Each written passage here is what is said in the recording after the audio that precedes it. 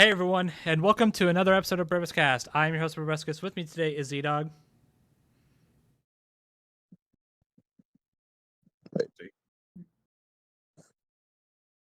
Okay, good. Okay. Let's. Oh, he typed it. Yeah. Oh, idiot! That's not showing up on. That's not showing up on video. I'm not putting anything there. Screw you. Okay. For reference, it says insert witty intro here, thumbs up. And we also have Richard. Always believe in the you who believes in yourself. I agree. Okay. And joining us for this part anyway, you'll understand later, is John. We're bringing John back. Hello. Hello. Hi. Okay. Yeah. So this is going to be a very interesting episode, that's for sure. Yep. Because we're experimenting with stuff. Yeah. Yes, we are. If you don't see a problem, don't worry about it. But if you do, well, then tough shit. Get over it.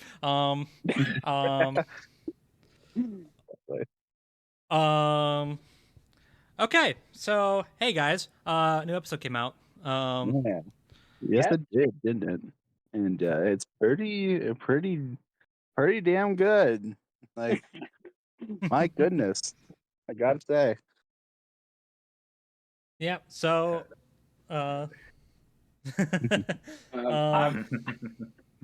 at a loss for words. It's been 2 weeks and I still haven't. I have no words to properly describe in the English dictionary just how much I love this freaking episode. Like, they're legit. Words cannot leave my lungs at this current moment to describe it. Yep. Yeah. So it is Simone the Digger versus Kyle Rayner. Yep.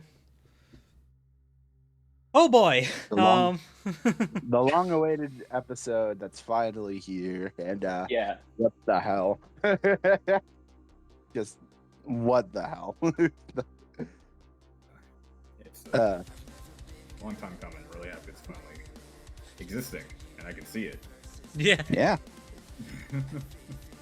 We can Yeah. observe It's actually it with our eyes. before, yeah. I mean, so before we even really get into that, before we really get into the episode itself, John, hi.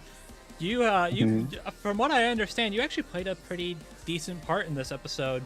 You wanna what is this episode? What is this episode to you? Kind of explain why you're here. Well, first things first, a little background information on people who don't know about me and the history of Simone and Kyle. It first showed up. Really, my first Death Battle cast was Simone versus Kyle against Liam, and I basically bum rushed them, saying, "Hey, if you're doing that, can I be on that? I know I've never done this before, but just put me on that. I will rep Simone to high heaven."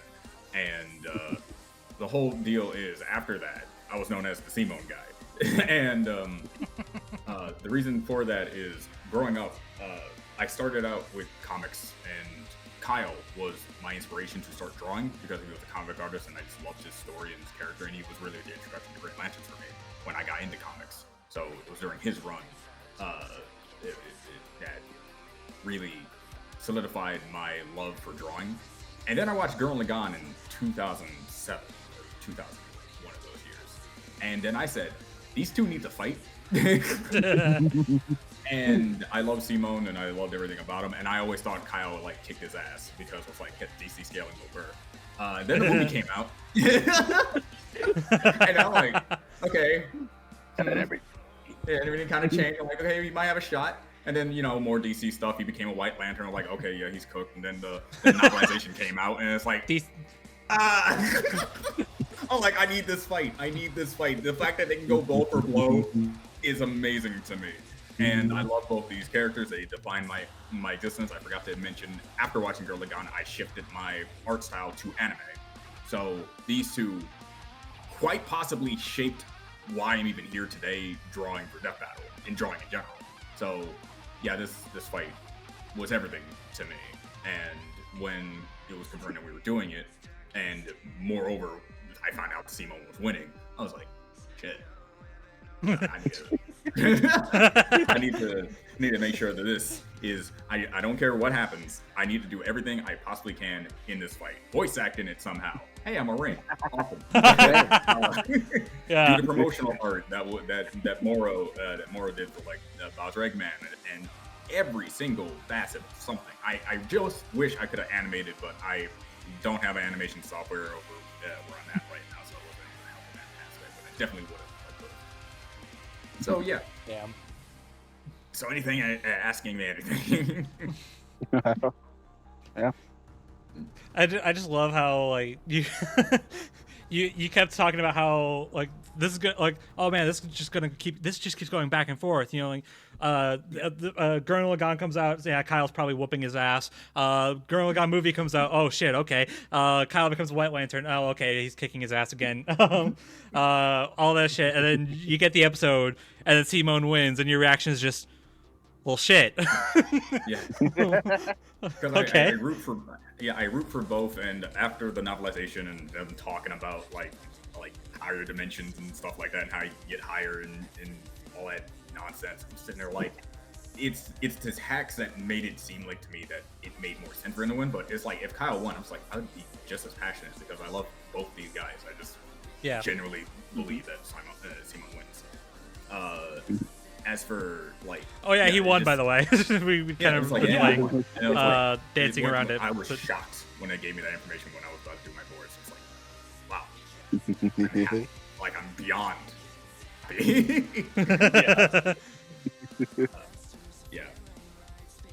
And a lot of things when it comes to it, I don't know how far I can say, but the main thing to take away from the fact that me and Liam helmed the script, like the whole script and the battle script itself, but he took a lot of inspiration from the fan script that I did like a long time ago about these two.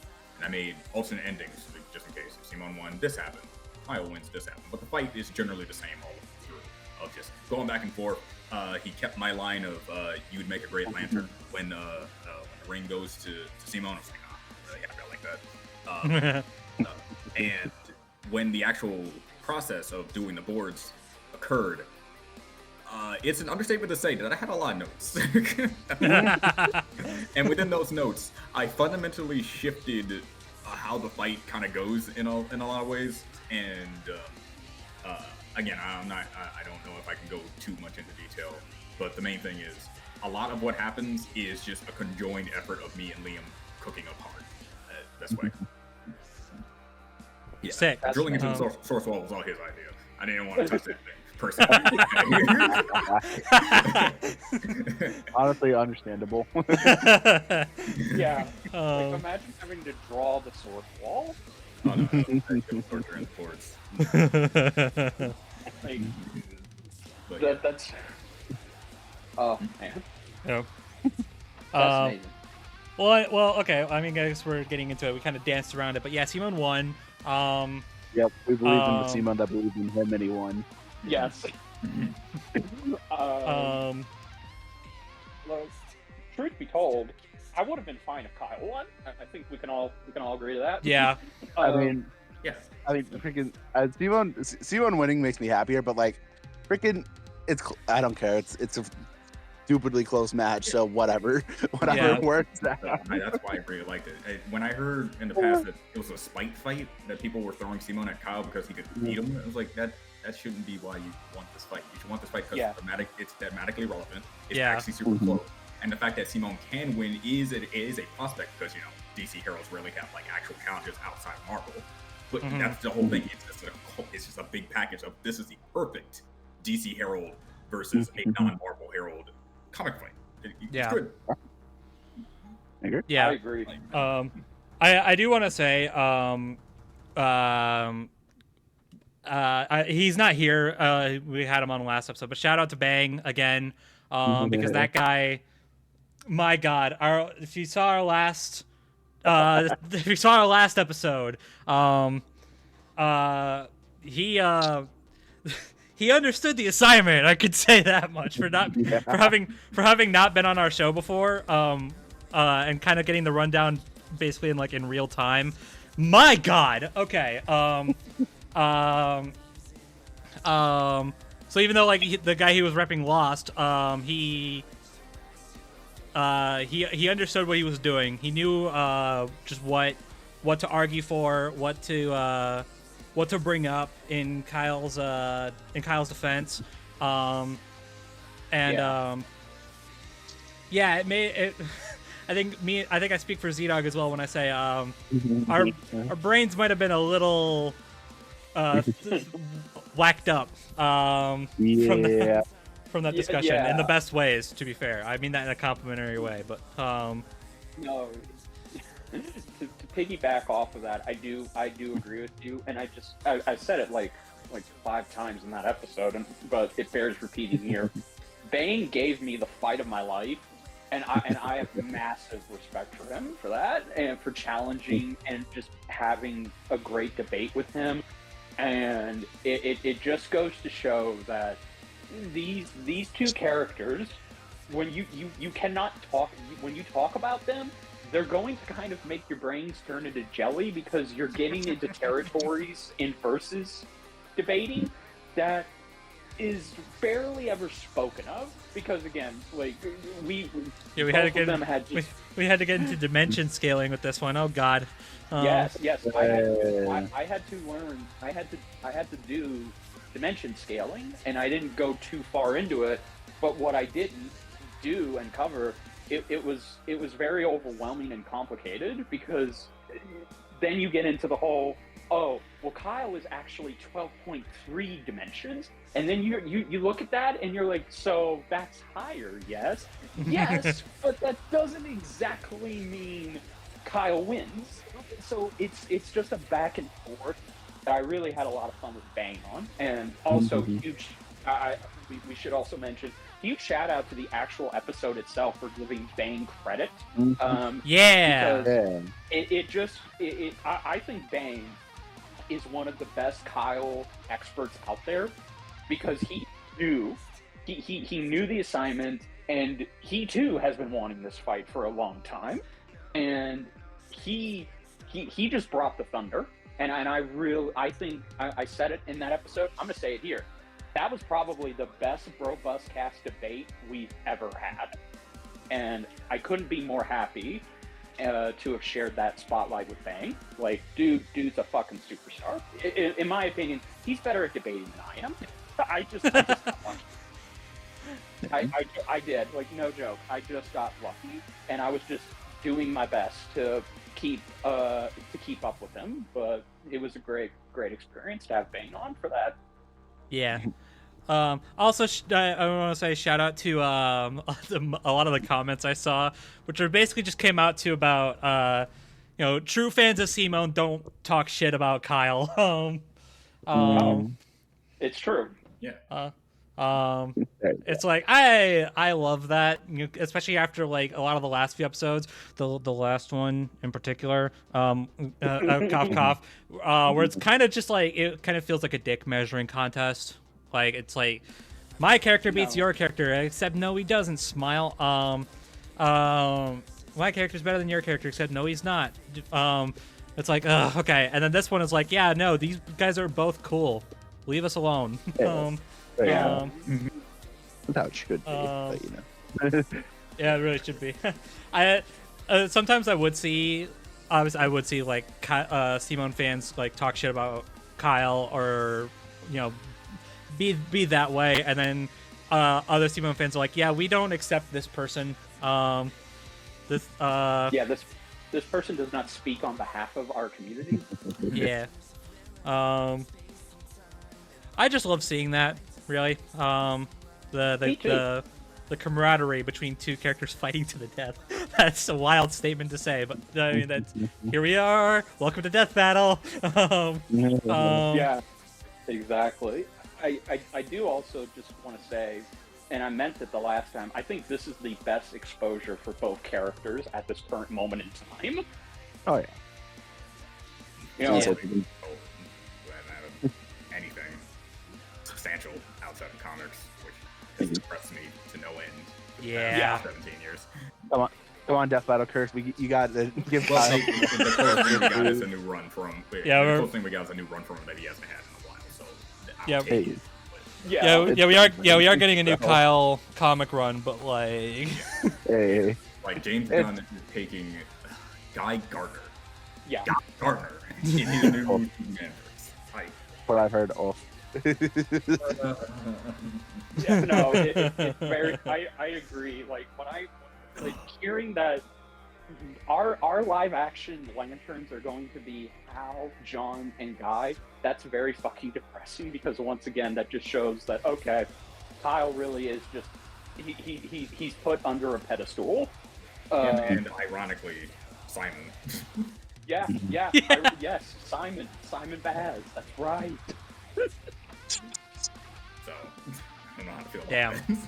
that. Like, even Joe right now in Absolute Green Lantern is getting her own thing, and Joe is basically somewhat stylized after either Kamina or Simone because of her glasses and her personality.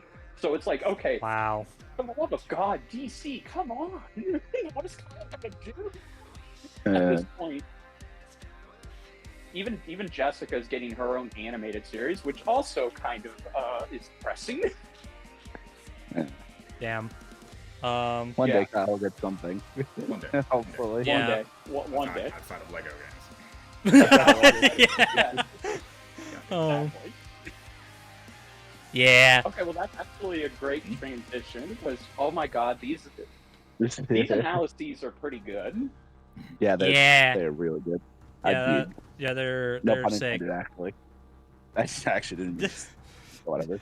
Why do I not believe you? Because you know me. Anyway. That's true. Anyway, But yeah, no, these are really good. yeah. I mean, I had a lot of respect for Kyle going into it anyway. I didn't read any of his comics, even though I really did want to, but time. Sorry.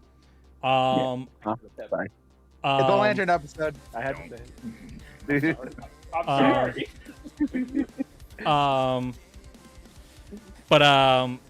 Going into like the discussion we had last time, and then going into the analysis, I have a massive amount of respect for Kyle now. Like I mean, we watched Gurren Lagann in the lead up, so I already was like, I already had a familiarity and respect for Simone, but I didn't really have much of experience for Kyle. I mean, I watched like clips of his appearances in the Superman cartoon, but that was like it. Which, to be fair, that's for the most part that's basically all he's got, which is sad. Yeah. But DC animate White Lantern already, you freaking cowards. Anyway, but yeah, Kyle's super cool. I think I actually grew more like, I mean, maybe it's just because it's a character. It's the character I know versus the character I don't. But I gained a lot more respect for Kyle than I did Simone. Again, that's probably just because I watched Gurren Lagann, so I already have like, I know what I need to know, basically, about Simone. So Kyle was kind of like a learning curve, and it was neat. kind of gave me more exposure to more Lantern shit outside of like obviously we had Hal, and then Sinestro and Atrocitus are like big guys, so yeah, I knew about them. And yeah, that's basically it.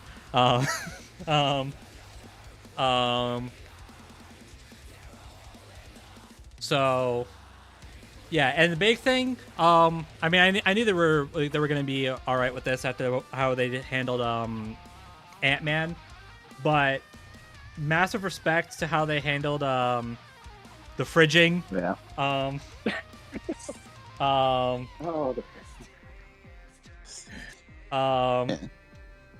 Because they could have easily made a joke out of it because because this community does, because y'all are degenerates. But agreed. But they didn't, and good for them for that. Again, I knew that we were probably gonna be okay with that after Ant-Man, but yeah. But yeah, it was cool. And then kind of tying that into his experience with, what was it, the Sapphire Lantern? Yeah.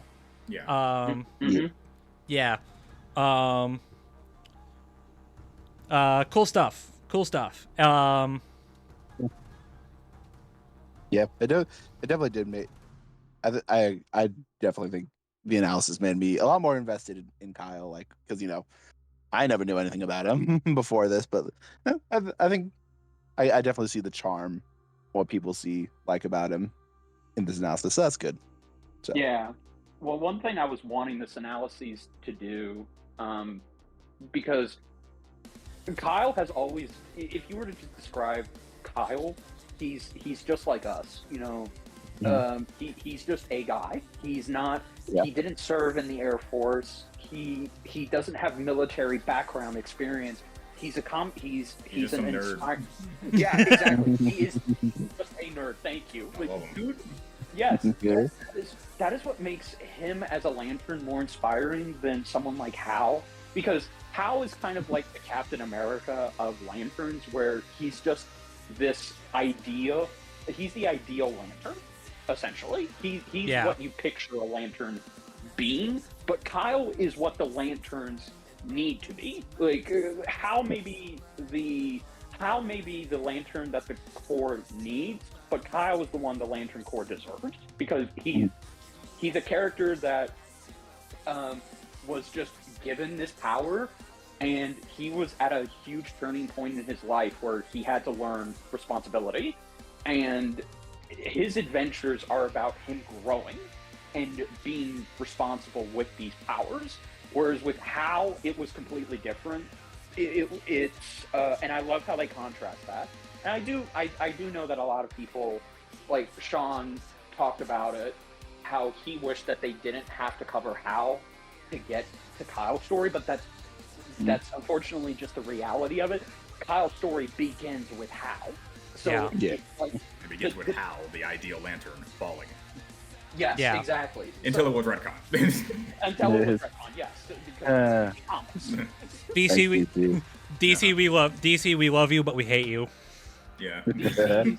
DC stands for we don't care, except the W is silent. And I was really looking forward to seeing a lot of people get invested in Kyle, because just again, his story it's very relatable and it's easy to get into. And if this leads to a lot of people buying his comics or just looking into him, then I say that's the biggest victory of this episode, is both characters are essentially introducing themselves to new fans who want to check their stuff out. Yeah. Also, I just love sorry, but I just love that no, you go. Kyle's whole story is basically just like, he was just there. He was at the right place, right time sort of thing. Yeah. And then it just kind of turns into like, oh yeah, by the way, he's basically like God now. He becomes God twice. He becomes God twice. They did not cover the Aeon stuff, which is fine. But yeah, he it's just like, yeah. It's like, huh? Okay. Sure. And, Oh. and also to just shout out to Max for editing Kyle's Oh rundown, yeah. especially sneaking in his obsession with Leprechaun in there, because I would imagine that as soon as he saw that they were going to reference them as blue leprechauns, he's like, I could put Leprechaun in there and just paint him blue. Is that gonna be his Columbo? Are we just gonna get Yes. Leprechaun clips until we get a Leprechaun Yeah. episode? Yeah. I believe so. No, I'm okay with that. I'm okay Anytime, with that, honestly. anytime, like you sit here and wonder who edited this episode, and you see like this like random like niche media, like Leprechaun or whatever, in the analysis, it's like okay, this was Max. Yeah, or that's DJ. I mean, this one was both of them. To be fair, like let's not throw Yes. DJ under the bus too. No. I'm not. No. Yeah, no. DJ and Max once again prove why they are the peanut butter and jelly of editing for the show. Like they are so in sync with one another. It's scary. Like with how they're able to just present the stories for the characters. Yeah. Which on that note, I do want to comment at least one thing on Simo's analysis. Since if nothing else, I want to get this thing out. The freaking SpongeBob wall edit for all the speed feats in Simo's analysis made me laugh so fucking hard the first time I saw it. Because well, first of all, yeah, we have a new fastest speed feat on the show, and I so it's gonna get beaten. Yeah, so for all y'all, hyping up that SpongeBob feat, shut the hell up. Exactly. Thank God it can be Yeah. I mean, no offense to SpongeBob, of course. I'm just sick of. I'm just man. This is gonna make the next man. This is just gonna make the next episode weird. I'm sick of the cartoon overhype. All right, we had it with the SpongeBob episode. We kind of had it with the Popeye one. It's just not. It's not going away. And then I mean, Scooby Courage ending in a tie was probably the best case scenario for that fight, but it did not make the cartoon's shit any better. So, Watch Bugs Bunny is gonna steal that speed feed from Simone in the future episode. Now that you just said that. Shit. Yeah, you're jinxing yourself, man. Like, don't take this Yeah, away you're from right. Simone. Let him have it. Let him have this. I do kind of love how they're like, oh, we got our new fastest calculable speed feat, and then immediately after it's like, oh yeah, this next speed feat, you can't calculate it. I'm sorry. Whoops. So literally, you just took it just to flex. Okay, I see. Yeah. I see how it is. I like Simone. If anyone wants to take it, I'm not SpongeBob. I'm happy with Simone, but like, you didn't have to. Whatever. No, but it was necessary. Yeah, you're right. And also just getting to okay, this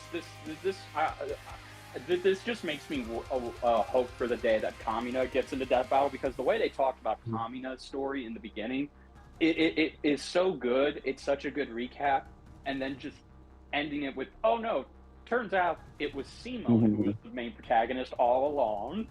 Yeah. Yeah, I like how we did it. It's just, you thought, and I mean, I think like we talked about it when we were watching it. Like that's kind of the point. Like yeah, you think that was the you whole think. Yeah, that was the whole thing in the original series. Like, yeah, that's the guy.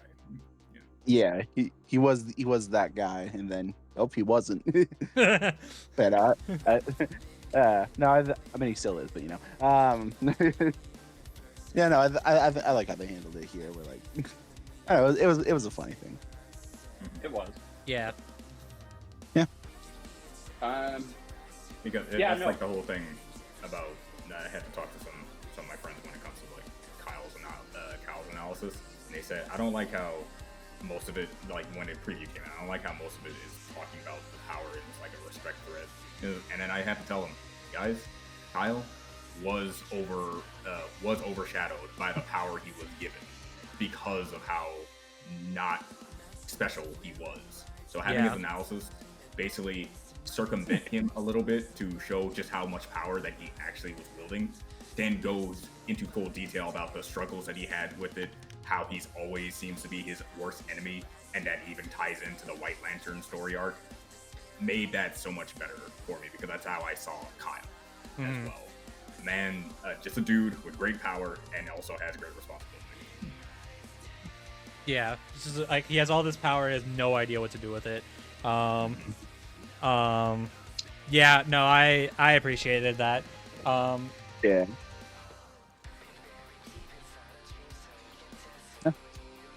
Yeah. Just good stuff on it. I really like the ending lines of both analyses. Just I don't know. Just feel good. Like especially Kyle's. I don't know why. That would just make me feel. Again, just wrapping it up real quick on Kyle. Yeah. I would like whenever Bro, this is more towards Bro because I understand ZDogg, you can't. You're busy, but if this can extend to you too. But if you both ever have the time, yes, please do read Kyle's comics, because in my opinion, Kyle's early run in the 90s was probably some of the best stuff DC was putting out in that time. Because the DC and Marvel were just going through a lot of shit in the 90s, and it really feels like it's just that period that barely anybody ever remembers. Like, it's all about your Batman getting his back broken and about Superman going into a coma.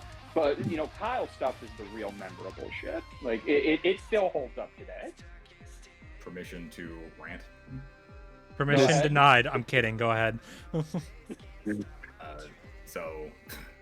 I don't know if this is like a hot take or anything like that, but I made this abundantly clear to most of my friends. White Lantern Kyle is my least favorite Kyle run in the entirety of Kyle's entire existence. Damn.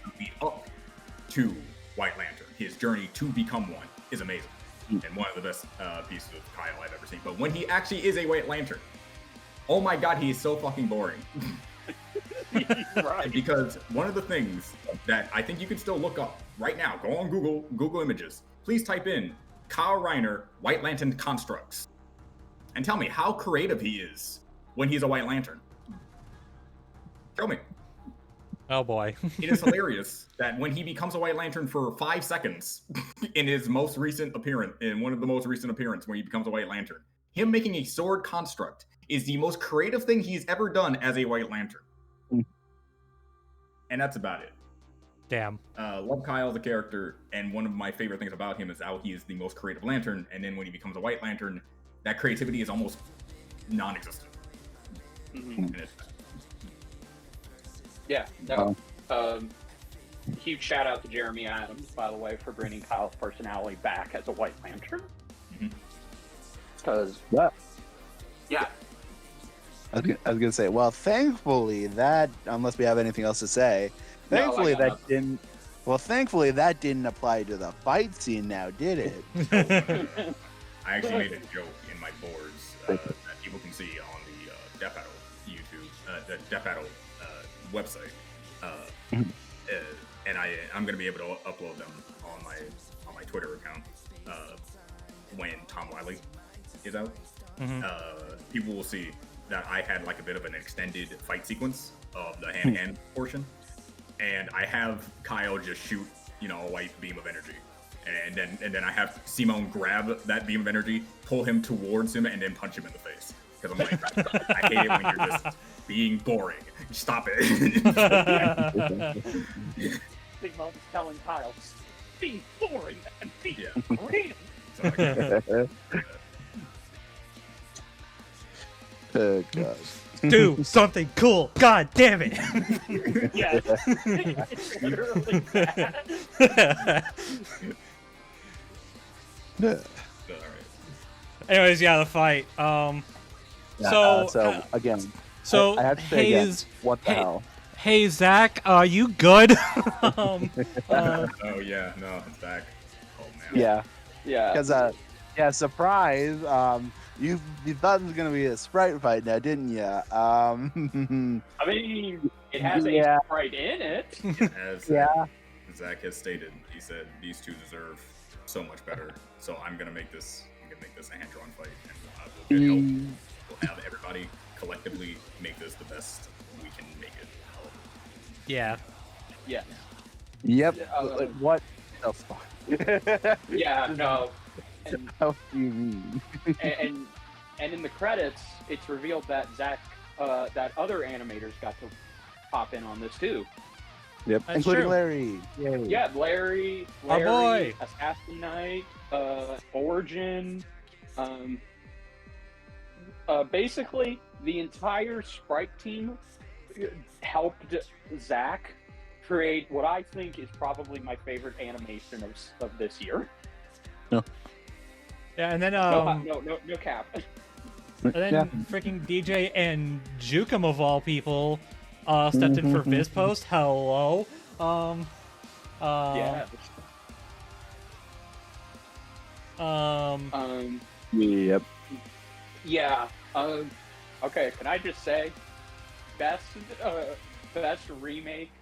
I'm talking about obviously the opening, but best remake of Ben versus Earth. It's like Yeah. fucking day. Holy shit. Yeah, got it. Of course, we had to get the funny Yeah. callback. We had God. we had to get all of the callbacks except for the one. You know what the one? I did it. I was gonna What? say. Oh yeah, John did it. Yeah, I made it like immediately in my fan script that I sent to Liam. The whole thing was, yeah, he shoots the probability missiles. He hits him anyway, and it's like, no shield can save you this time. And it's like, time, huh? And he just dips. And Simo's like, where did he go? Wherever he is, he's coming back, and then he shoots everything. Simon's like, I'll bring him back myself. Mm-hmm.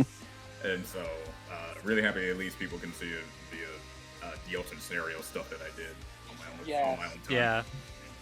Please God, go check them out. They're amazing. I signed up for the Death Battle website just to check them out. Yeah. Also, hey ZDogg, how you feeling? Yeah. Pretty good.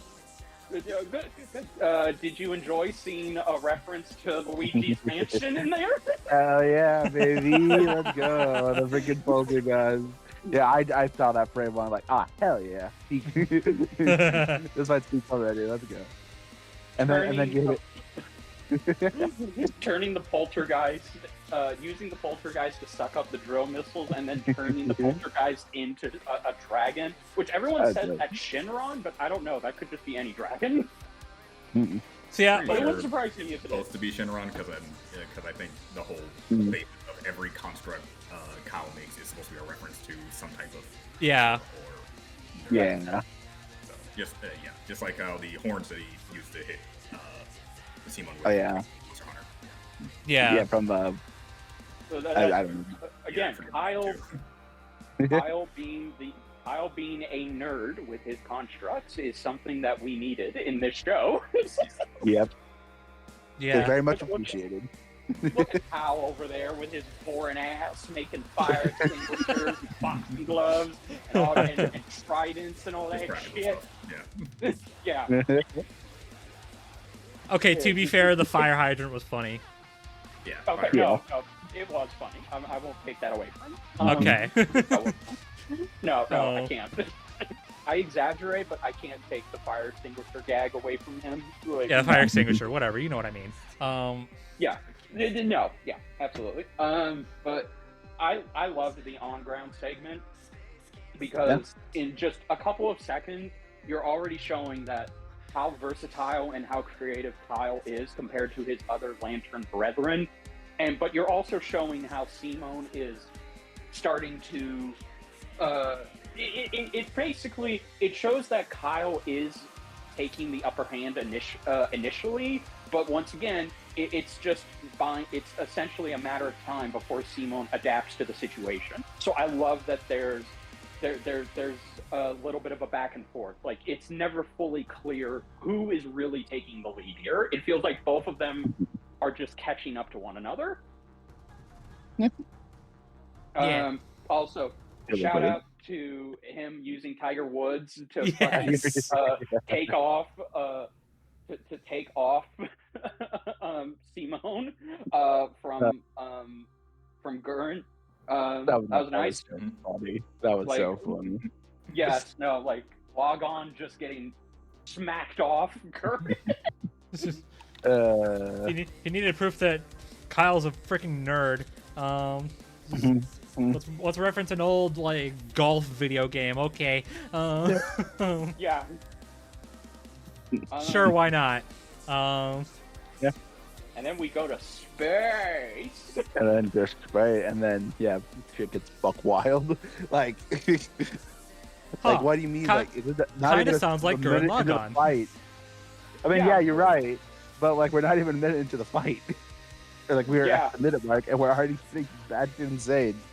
I'm here for it, but what do you mean? and then just okay, by the way, can I just say, and again, Kyle using one last opposite lantern color, which is purple, to form the crystal energy shield. Like, that was good. So already Kyle went through most of the emotional spectrum in less than a minute. I love that. But then, the transformation sequence into taking Topa Gurren Lagann. Wow, beautiful. Gosh. And then Kyle responds with the construct of the thought robot. Hello. It's the original design look of Superman in his original series. Yeah. Yes, no. It's like it's Cosmic Superman's body, but it has Superman's head from Superman the Animated Series on it. So showing that Kyle still respects and appreciates his Superman. Like, he's not just making a giant robot of Superman. No, he's making a giant robot of Superman, but with the Superman that he knows and appreciates on it. Yeah, and that's something he does in the comics. Yeah. Yes. With Wonder Also- Woman's weapons, by the way. Yeah. Yes. Yeah, like in the original script, it's supposed to be the sword of Superman and Wonder Woman. Oh, okay.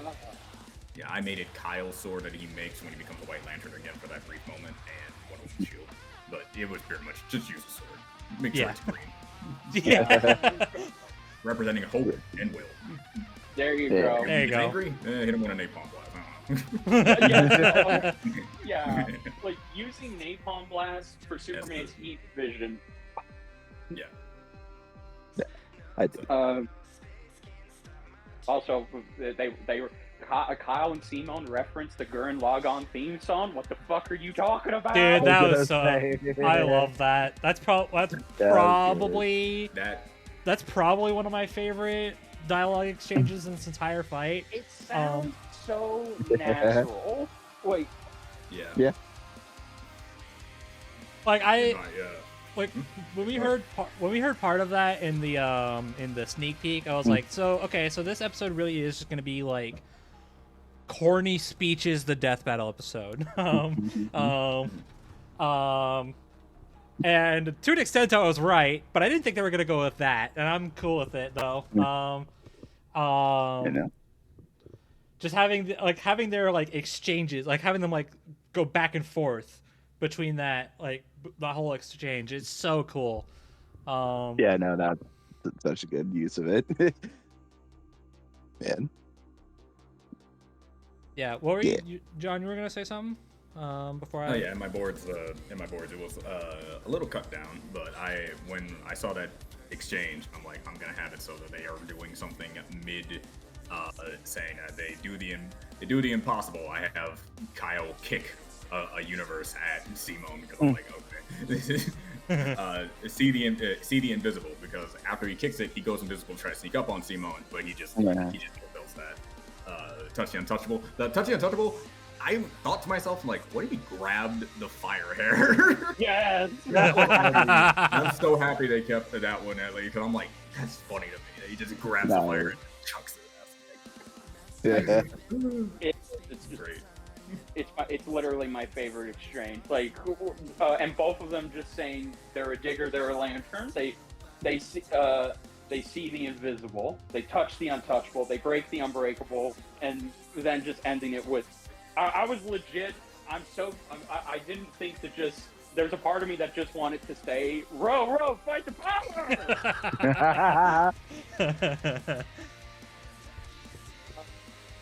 was so epic.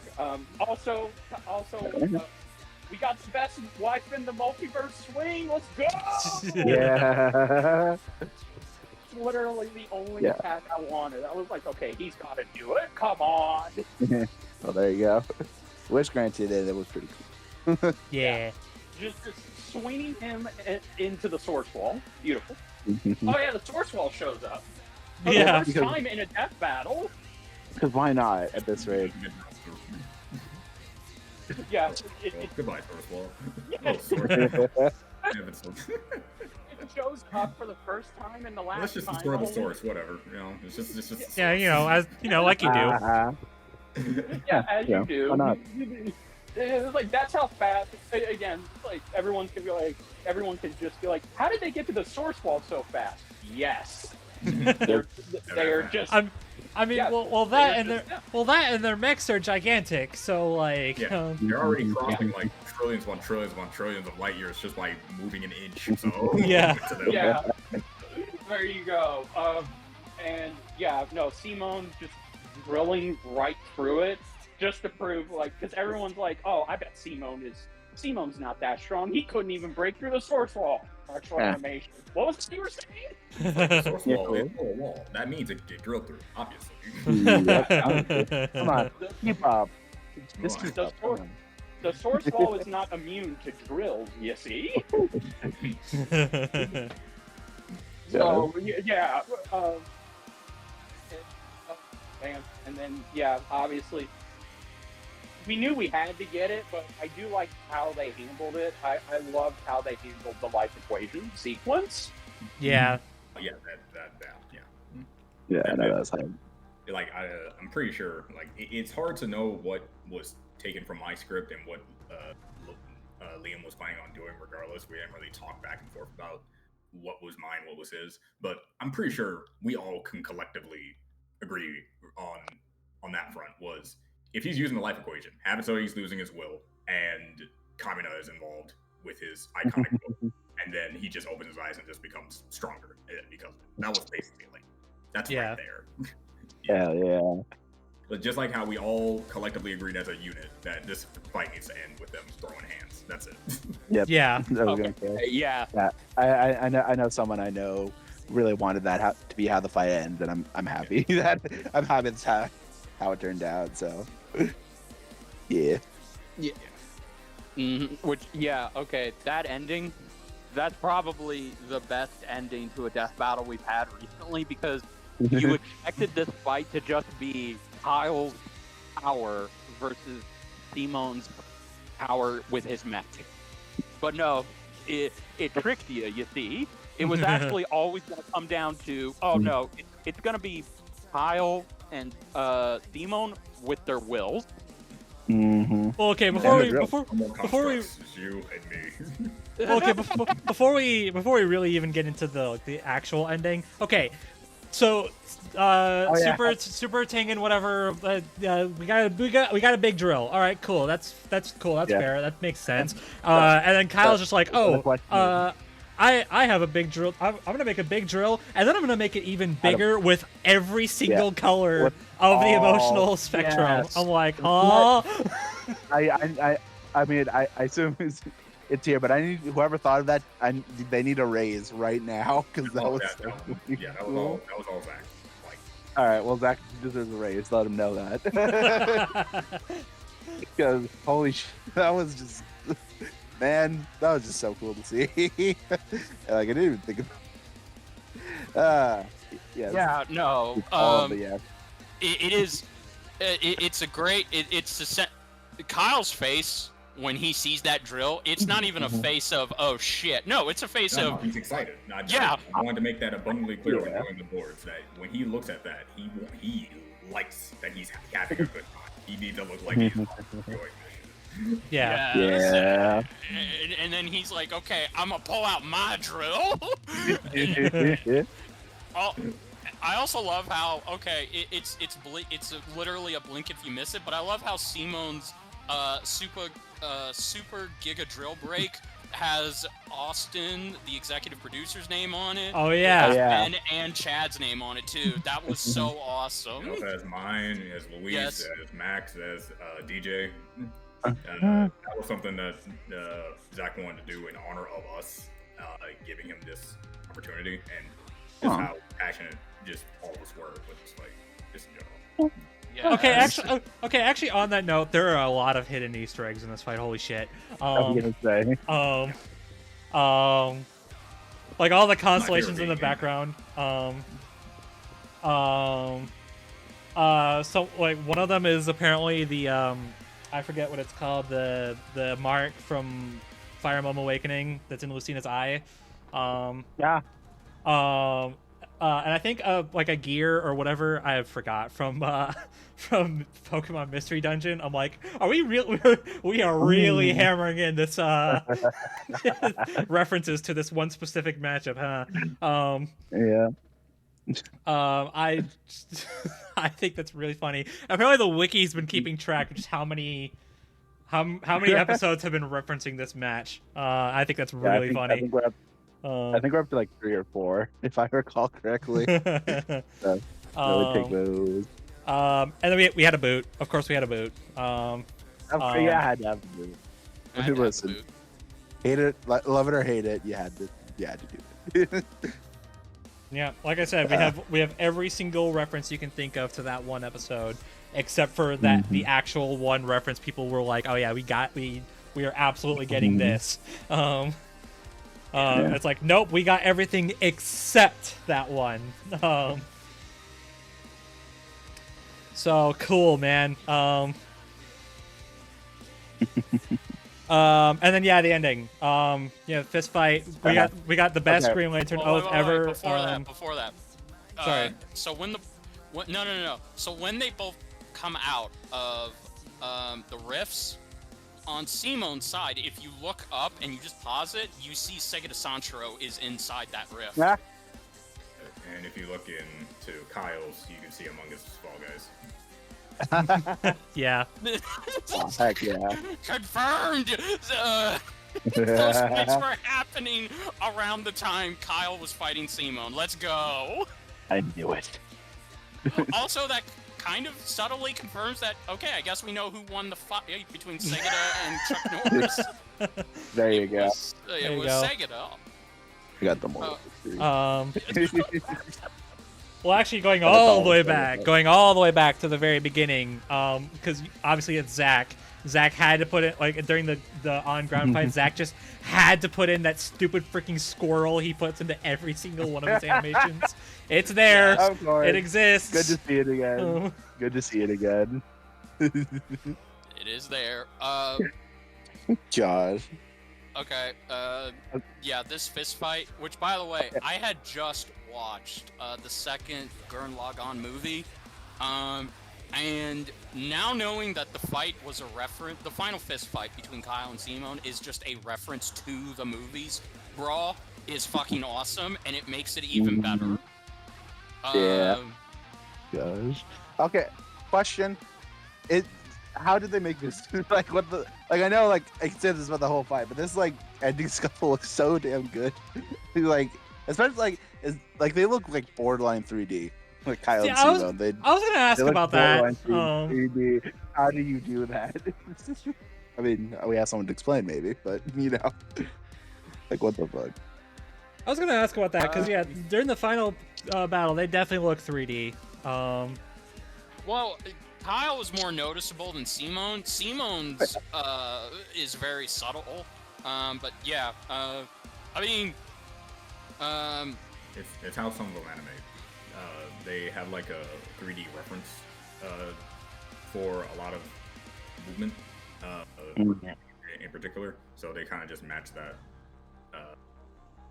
They just have good reference. That's the best way to put it. But they're not 3D. They are fully hand drawn. Okay. Oh, wow. So the fact they look that good, like, it's How? Yeah. How? The Yeah. 3D was the drill construct that was made by Okay, like Okay. that was actually fully 3D. that makes sense. It's so good. But no, just stunning. And it just how it ends with both of them fighting each other, and then it just coming down to one last drill clash. Okay, is that fantastic. That drill clash is my favorite part of this animation. I'm gonna say that right now. Yeah. Yeah, yeah. To say this. I think I'm allowed to say this. If I get in trouble, you know what happens if I'm fired. No. Almost didn't have that in the fight. Oh, really? Yeah, remember when I said I had a lot of notes? That was mine. That was one of the main ones. I believe Liam wanted it just to be the slugfest leading into Simon having his core drill get into his hand, get into his fist, and then you just jump straight to the final bit where it clinks off his ring, and then it's the ending. I was like, Liam, we have to have a drill clash. I'm sorry. If we're not referencing one of the rawest creations of a drill with his blood in this fight, I think you were upset. I'm upset. And so I did that in the boards, and it went through. Like, yeah, I'm pretty sure Liam and everyone else in the crew just know. Hey, as a big Girl and Gone fan and a big Kyle fan, I think I know what the other big Kyle fan and Simon fans probably want this fight. Yeah, exactly. But it's just like the clash, of course. The Lantern Oath, obviously we'll get to the voice acting later, but and then like the aura colors as they're like clashing off each other is super cool.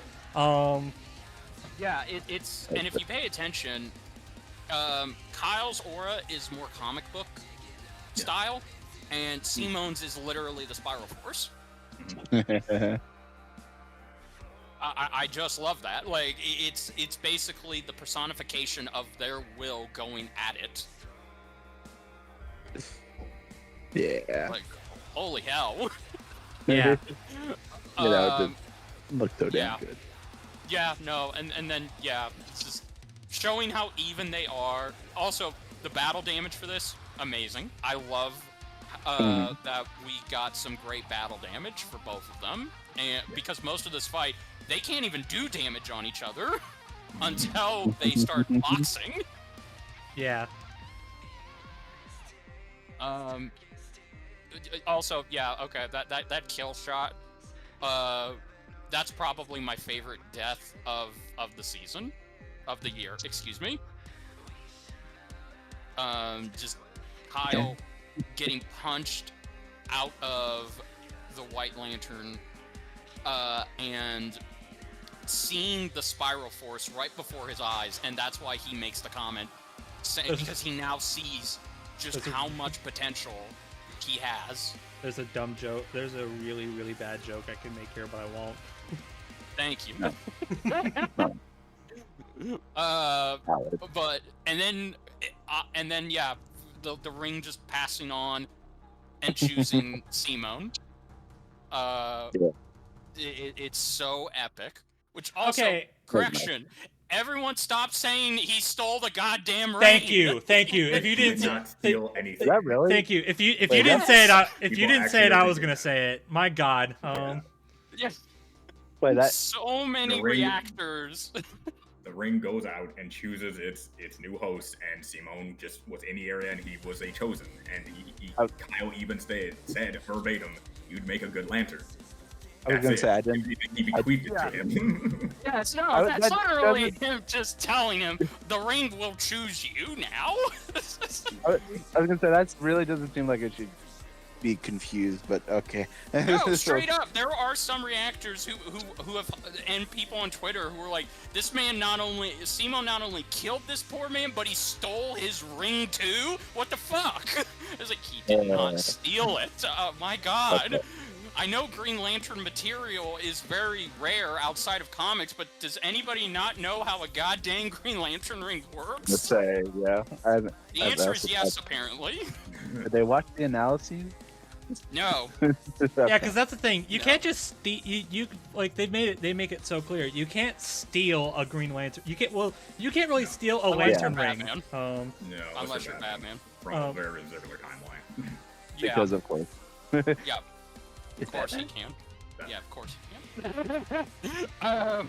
But yeah, no. Hell, okay, also, just real quick, I do want to say my favorite part of this exchange on Kyle's side, it's he chooses to fight. Maybe this is because he's running low on power. This is another way that absolutely... No, that's the implication, that he's running low on charge. He's just like how Simone is just fatigued right now. Yeah, fair. But I always look at it as, okay, he's choosing at this moment to fight him with his Green Lantern ring because that's how Kyle sees himself. He never sees himself as a god. He just sees himself as a Green Lantern. So him being a Green Lantern, and using the very last charge that he has to fight Simone, that's so within character for Kyle to do. Because the whole thing when doing that, when making it a Green Lantern construct is, well, he's saying the Green Lantern oath, and the whole deal about being a White Lantern is you get power from embracing life. But right now, he's experiencing will.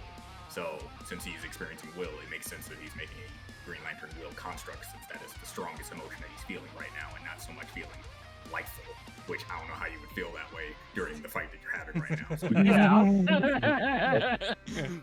I have this feeling of life while I'm in a battle to the death. Yeah. One of my favorite things that I was happy was able to stick around was in the original script. He was supposed to stay a White Lantern, and the White Lantern ring was supposed to go to Simone. But but if you know how White Lanterns work, the White Lantern ring doesn't do that like others. Just like the Black Lantern rings, they kind of just spawn back at their entity for the light entity itself to then give the ring out. So I was like, to make it make sense, and also because I just think it's funny that Simone punches Kyle so hard that he punches him back into being a Green Lantern, and I just literally smacked the white off of him. Yeah. You made the joke I was going to make. Yeah. So, did he just knock the White Lantern out of him?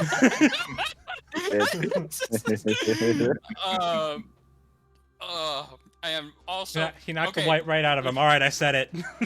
Oh my god. Anyway. Out of context. Or canceled. That's it.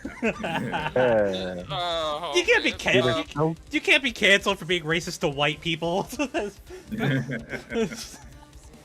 Damn, he's right. Because I also had another, I was doing my best not to make it this joke, but it's like, hey, you beat the guy who was using a white power ring. Oh my god. And that's what it's actually called. It's called the white power ring. It's just like how you have the green power ring, and it's like, I don't think I thought about that, you know? Oh man. Also, okay, real quick. This is towards Bro, but when people were asking, is the title really? Does the title of this episode really matter? And then when I watched the episode and Simone and Kyle figures out the Gurren Lagann wasn't your pal, it wasn't the weapon, and then Simone saying no, it was me. That's what I'm fucking talking about. That is why the episode title matters, god damn it, because Simone literally tells him, this isn't Gurren Lagann versus your power, it's my power versus your power. Yeah, whatever. So, keep. I will keep bragging.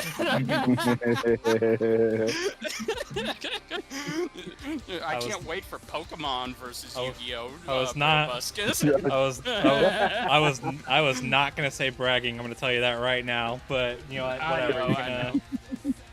You can have that, I suppose. I don't give a shit. I know. It's okay. It's fine. Oh my gosh. Good holy stuff. Shit. This animation was fantastic. Like the culmination of just a bunch of different people coming together just to do this was amazing. Yeah. Yeah. Yeah. Yeah. Oh, you want to know what's also amazing? The track. Yeah, I guess we can do that Oh, first. wait, I'm Sure. sorry. No, that's fine. I'm That's sorry. fine. It's fine. It's fine. It's fine. It's fine. We Okay, can do I it. didn't mean. Okay. Okay. Yeah. Yeah, this track's amazing. So, So we have Will of the Drill. If Will of the Drill's so good, why don't we have Will of the Drill 2? Oh wait, we got that already before the episode. Well, how about we have Will of the Drill 3? Does that work? Yeah, sure. It's that meme. I want Will of the Drill, but you already have it. Already have it. God. Yeah. So yeah, Spiral of Emotions. Yeah. Spiral of Emotion. Yeah. Okay. So I don't know if this is. I don't know if this is gonna be a hot take. But I'm gonna say it anyway. I think I actually might like this more than Will of the Drill. No, I feel the same way. that. That's what I said. I prefer this over Will of the Drill. You're not alone. You're not alone. well, this is awkward. It's fine. Okay. Yeah, No. I'll be fair. Will of the Drill is still a classic. All right. I'm not gonna. We cannot take that away from it. No. Absolutely it's not. still legit. It still is legitimately one of Brandon's best work. But this one, I feel like this one is more. What's the word I'm looking for? Climactic, I guess. And that's not it, but we're gonna go with that. More cinematic, I guess. Yeah, I guess we can do that. I mean, I know it's not, but this feels like a season finale track. Yeah, no. Oh yeah, I feel that 100%. This track feels like an event track. You are right. Yeah. It feels like it is a spectacle. Maybe that's the better word we're looking for. It Maybe, feels yeah. Like a spectacle. Yeah. I see that. I'll let y'all finish, then I'll explain my my view on it. No. I mean, okay. Now, to be fair, yes, everyone can make the argument, but this track wouldn't exist without Will of the Drill, and the lyrics in it are kind of obvious. Yeah. But I think what Brandon did was he took the lyrics from the first track, and he managed to make them feel more. I want to say he made them feel more in tune with both combatants. Yeah. Like, not saying the first one did. The first one felt like it was the first track will always feel like it's a generalization. It's a generalization of who Kyle and Simone are, but this one feels like it's telling you why they are the way they are. Mm-hmm.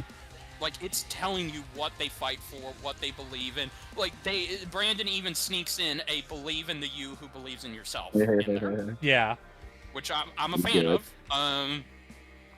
And I feel like when the Will of the Drill section starts, it feels like it's subtly trying to step out. It's not bombastic. It feels like when it kicks in, it chooses the right moment. There's build up to it. We know it's coming. Like, we get a taste of it in the beginning when Taken Topa Gurren Lagann comes out, but then when he breaks out of the life equation, that's when it fully kicks in. Yeah. No, I agree. I think this track is better because it says more about them. It's allowed to say more about them, whereas the first track is like, oh no, this is just how cool they are. This is why they're awesome. All right. So now, do I give my view on it? I mean, please go. You could have jumped in at any time, buddy. I'm gonna say that right now. Yeah, no, for real. Yeah, please feel free to jump in. I'm sorry. Okay. Well, I'm gonna say this right now. I do. I feel like I'm making it sound like I don't like the track. I do. I think it's really good. I mean, it is. Like I said, it's still Will of the Drill. It's still really good. Yeah. I don't know. Like, I don't know what. Well, I think I know one thing about it. that makes me not prefer it to Will of the Drill is I don't know if this is gonna make sense. It feels a lot more low energy than I would have expected for an official track. Like, I don't know. I guess just specifically like when like stuff begins to go like really cosmic. I don't know. It still feels a lot more low. Like it still kind of feels like low energy at that point, and like I don't know. Like it still sounds good, but like I would have preferred it to be like a lot more on par with Will of the Drill in that aspect. But like a lot more like it's intensifying. But I don't know. There's just a lot of parts where it just feels a lot less energy than I would have expected for the fight of this caliber that goes this insane in scale. But I mean, I do think it gets a lot. I do think it gets there at the end. But like, I don't know. We're like, I guess specifically the Superman versus whatever the hell. I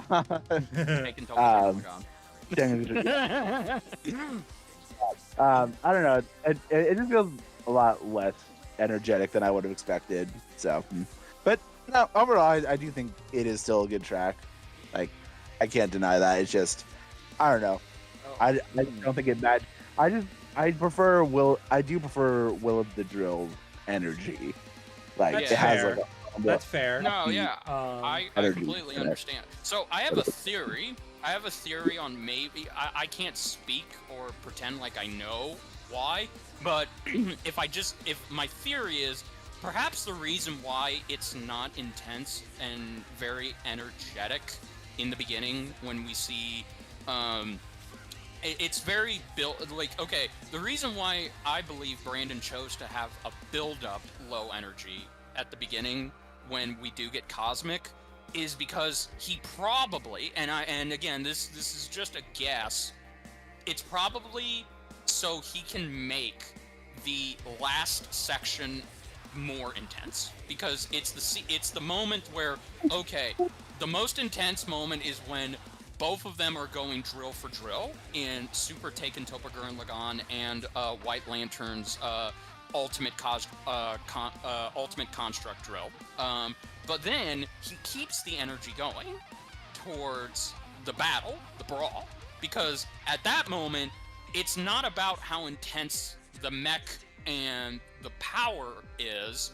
It's about two men who are literally fighting for to see which one of them will come out, and it's all motivated by will on both parts.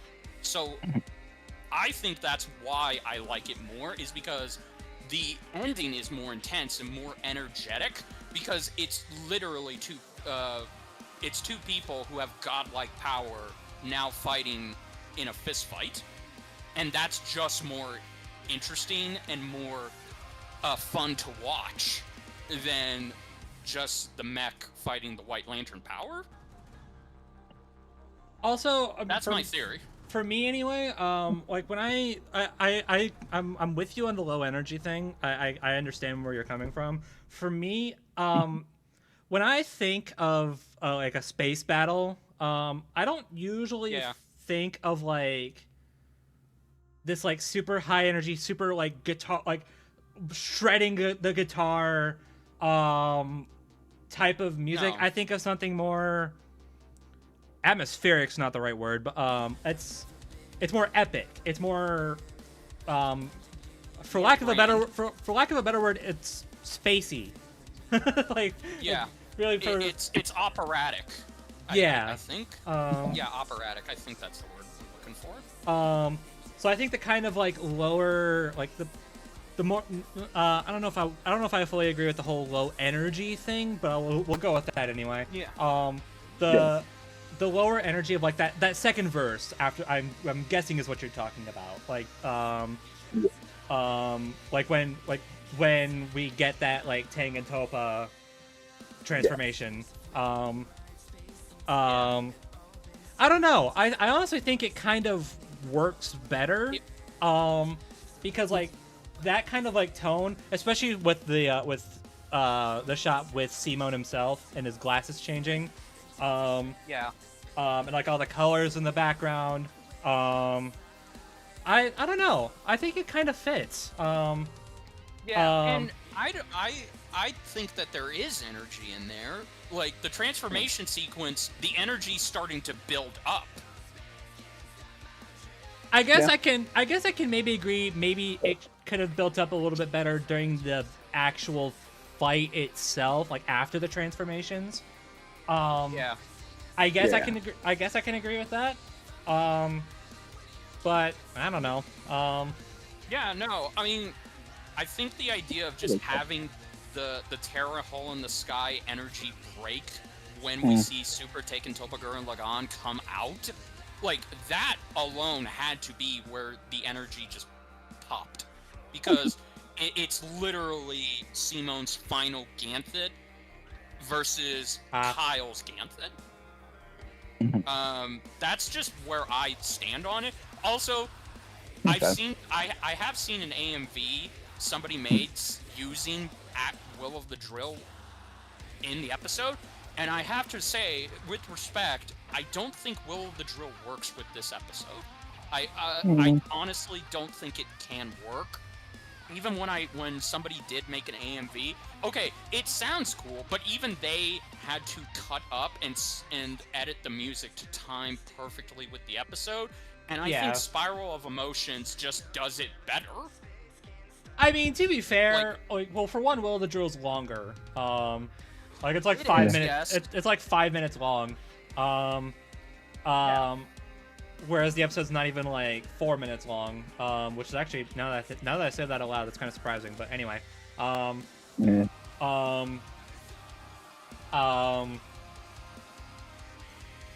also, like, I mean, obviously, Spiral of Emotions was made with the fight in mind. So, True. Will of the Drill was not. And that was always the thing. Like everybody was saying, like, oh yeah, let's, like, you know, Will of the Drill. And I think most people who like understood the situation with the commission tracks are like, what if we get Will of the Drill, but it is more like timed with the fight? And honestly, I think that's exactly what we got. Yeah, no, straight up, I agree. Also, I know I talked about it before. I know I gave it its praises before, but I'm gonna do it again. That final drill clash, that final like ramp up in the energy and the track. Oh my god. Yeah, no, that 100%. It was fantastic. My favorite moment is literally when they break Infinity and you hear "In Brightest Day as Darkest Hills." Yeah. And then it starts coming down. It feels like we've just come down, and now it's not going down, it's just lowering. And then when we get to the final brawl, that's when it feels like, okay, we are ramping back up one more time. Like, the final drill clash, it's literally where the track just delivers. Yep. No, I will give it that. That part was really good. I do have one thing, and this isn't even like a complaint. I'm just curious. Why does it end with a leitmotif of the Scarlet Witch and Zatanna track? I was gonna say, like, suddenly Spellaholic synonymous. Yeah. Out of nowhere, like, okay. I'm guessing. Well, no, I was gonna say probably should let the person who actually worked on the episode explain, but no, I'm gonna send something in the chat. Okay. Well, I'm guessing it's just because, like, you know, the absurd nature, like, I don't know. I guess just how absurd it got, and that was really good. Oh. Wow. I made that for him. Okay. Oh, nice. That would add. That's probably it. Yeah. Okay. I can actually see that now. Yeah. I mean, even that, I guess, just like, you know. It doesn't bother me. Like, I didn't. Oh no, I don't care. Oh no, I don't care. It just feels a little out of nowhere. It just feels a little out of nowhere. I mean, it kind of works here. Like, I'm not gonna lie. Oh no, it does. I have no problem with it at all. I'm just like, like I heard that and I was like, On huh, okay, interesting. And that was that's literally where my reaction began and ended. This is Fair. on paper, it just seemed a little random, but Yeah. Yeah, no cap. I think this is my favorite track of the year. I keep saying that, but Honestly, it's like, maybe. Yeah. It's a top contender. It's a top contender for my favorite track of. Now, I wouldn't say it's my favorite of all time, No. but Super always takes that. Yeah. I'll agree with Super. I was gonna say I'm sorry. Game Over still kind of got that. It's got a special place for me. So it wasn't never beating that, but No, but it's okay. I think I do prefer. I think like if I just had to compare it to the tracks this year, I would say like it's the top. It's at the top. Yeah. Skin Deep is kind of in the top 3 with Hell's Angels. okay, I was gonna say that's probably mine. Hell's Angels was like Hell's Angels was the big one for me. Yeah. Yeah, no, straight up. Yeah, I got nothing else. I might have to go soon. Okay, then we can speed run this last. This is the last thing we can speed run it. Voice acting. Kieran Regan, Brandon Acosta, and then special surprise cameos from not only Chad James but also this very guy we have in our call right now. What? Your voice the ring. I voiced the ring. And once again, it was a note from me because I'm like, the original script, it just sort of floated up to Simone, and he's saying, "Who the hell do you think I am?" towards Kyle's last comment, and I'm like, the ring needs to say something though. He needs to say it's like, what if I do it? Yeah, there you go. Congrats. So yeah. Okay, yeah, no notes. The cast is perfect. Brandon and Regan and Brandon and Regan, right? Yeah, Kieran Regan, yeah. Kieran and Brandon, they were perfect. Brandon is now the voice of Kyle when I read the comics. That is the biggest fucking compliment I could ever give him. Yeah, that's fair. And yeah, that's one of the only ways you can think about a good voice, because you only have like 2 other examples and. Yeah. Kyle's. No offense to the actors who played Kyle the first 2 times, and their voices just didn't fit the character for me. No, favorite voice acting of the year again. No notes. Yep. It is kind of interesting because Kieran's the same guy who played Jorno. Yep. So I just think that's kind of interesting. Oh yeah, I can make this now. The Yuri Lowenthal streak has ended. Yay! There you go. Let's go. Before you go, can we ask him the questions now that we have him here? I guess we can speed run them real quick. Yeah. Okay, well, I guess, by the way, Simone Kyle discussion is over. Good episode. Probably, I'm gonna say probably the best one of the year so far. Yes. My biases are probably gonna argue with that. When I Yeah, rank that's it, fair. but, That's fair. No, this is damn fine work. It's well so far worth the my wait. favorite episode of the year. It's probably gonna stay that way for a bit. Yeah. Yeah, definitely. Well worth the wait. Yeah. So I guess John, we've had you on 2 times now. We should have asked you this a long time ago. But we asked like very quick at this point. They're speed run questions at this point. But whatever. We go on for hours. So just in general, like your favorite episode, your least favorite episode, your most wanted. What was your first one? That kind of stuff. We typically ask that of every guest, but we've had you on. This is your 3rd time now. We're asking you now. So I guess like if you like, let's try to like speed run through it real quick. So, yeah, I guess let's. We usually start with least favorite episode since it's the negative one. We could get the Let's just rip the Band-Aid off. Do you have a least favorite episode? That's a stupid question. I rarely try to make any death battle like personal in a way. It's like, man, I didn't like that. I usually look at like production, how they handle the characters and stuff like that. But I guess if there's one that I have to consistently say has always bothered me and I can't go back to is Gara versus Toph.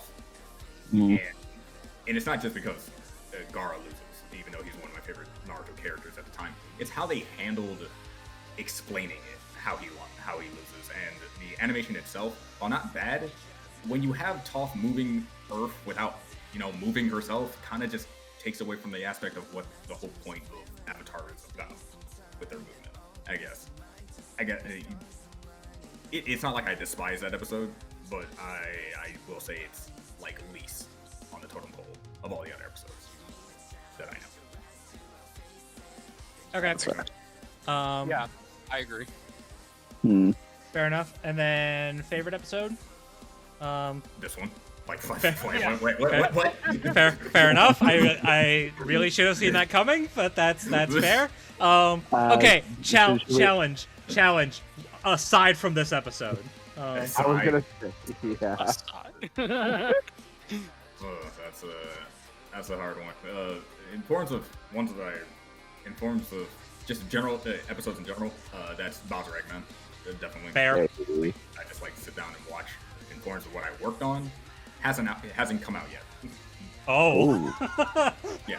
All right, you're gonna do that. Okay, I see you. Yeah. You'll see it soon, one of these days. Okay. You will see it, and maybe I'll come back for that episode because. Oh God, yes. We would love to have you on for that. Please. Okay. Yes. Okay. Well, shit. Well, that kind of throws a wrench into the most wanted question, doesn't it?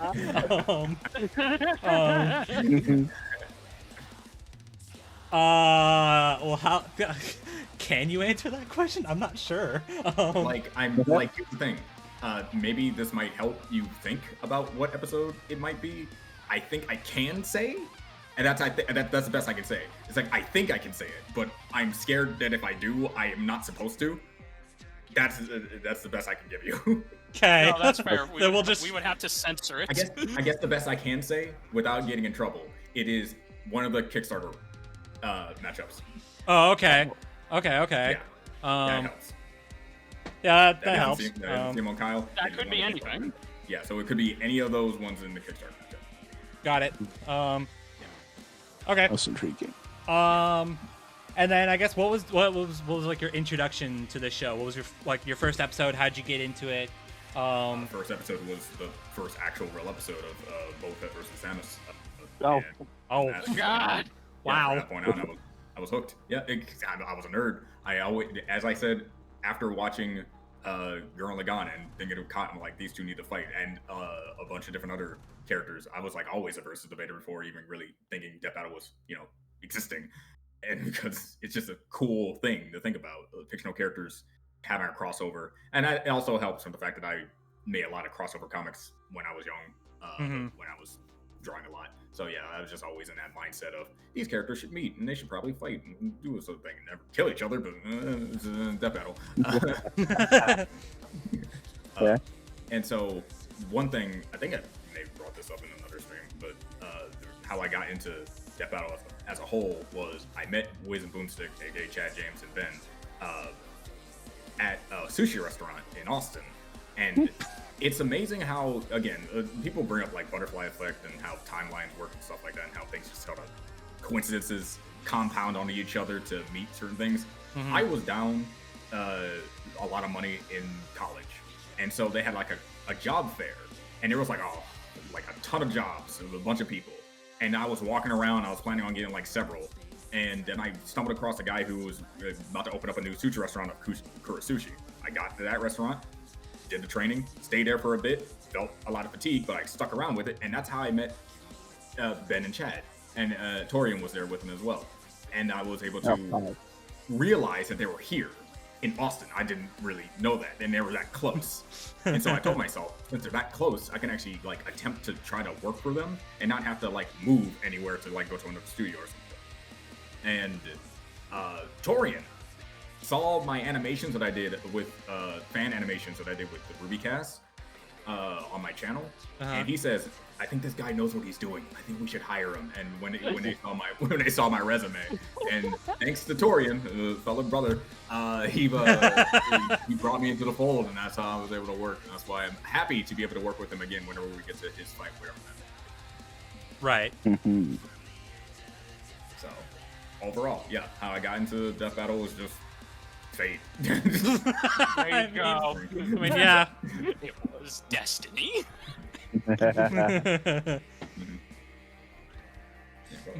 The gift of prophecy.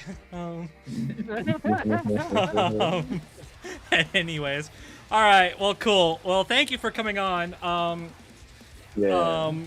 So, I mean, obviously for you guys watching, we're obviously not done yet.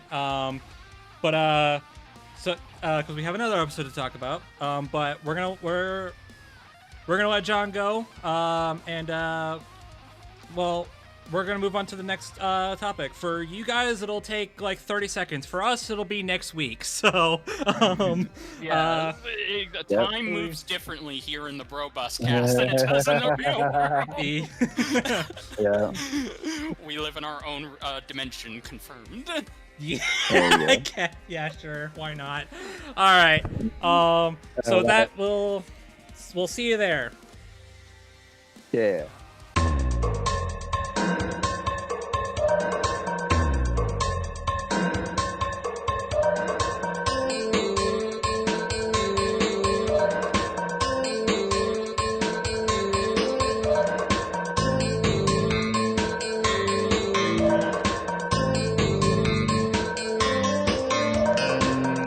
So we're back, everybody. Yeah,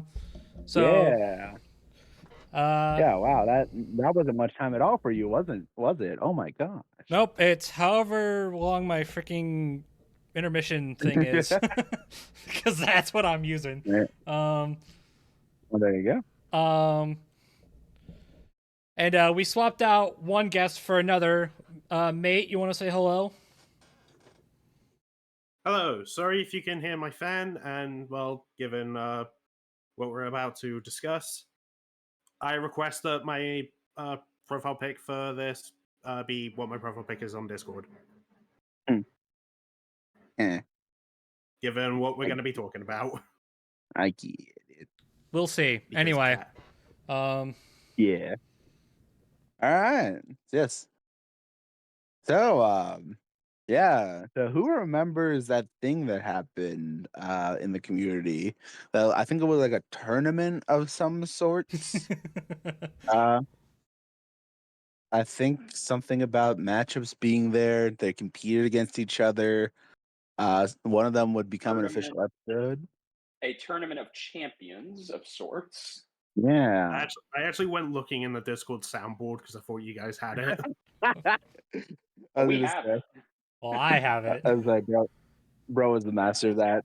Because I don't have Nitro because I'm poor. Do I have it? Yeah. That's the question. Yes, You should. Welcome to the Tournament of Champions! There it is. Jesus, You that's know, loud. it. Okay. I didn't even hear it.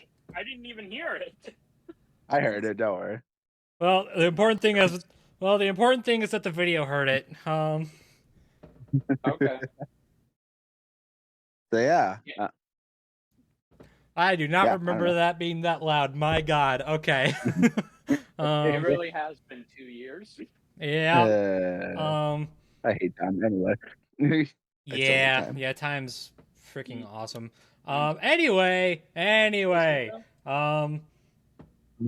So yeah, that happened, and after God, like a year and a half probably, we were finally getting the winner of that. It only took a company shutting down and then the subsequent going independent. That's all it took. No big deal, right?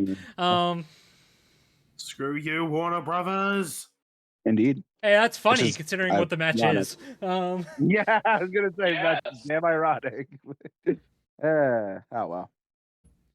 Anyway, so yeah, I mean, we are funny. We already kind of alluded to it earlier. I don't know why I'm trying to build up to it. We already kind of like had a partial discussion about it when it won. So yeah, we're talking about Wile E. Coyote versus Tomcat today.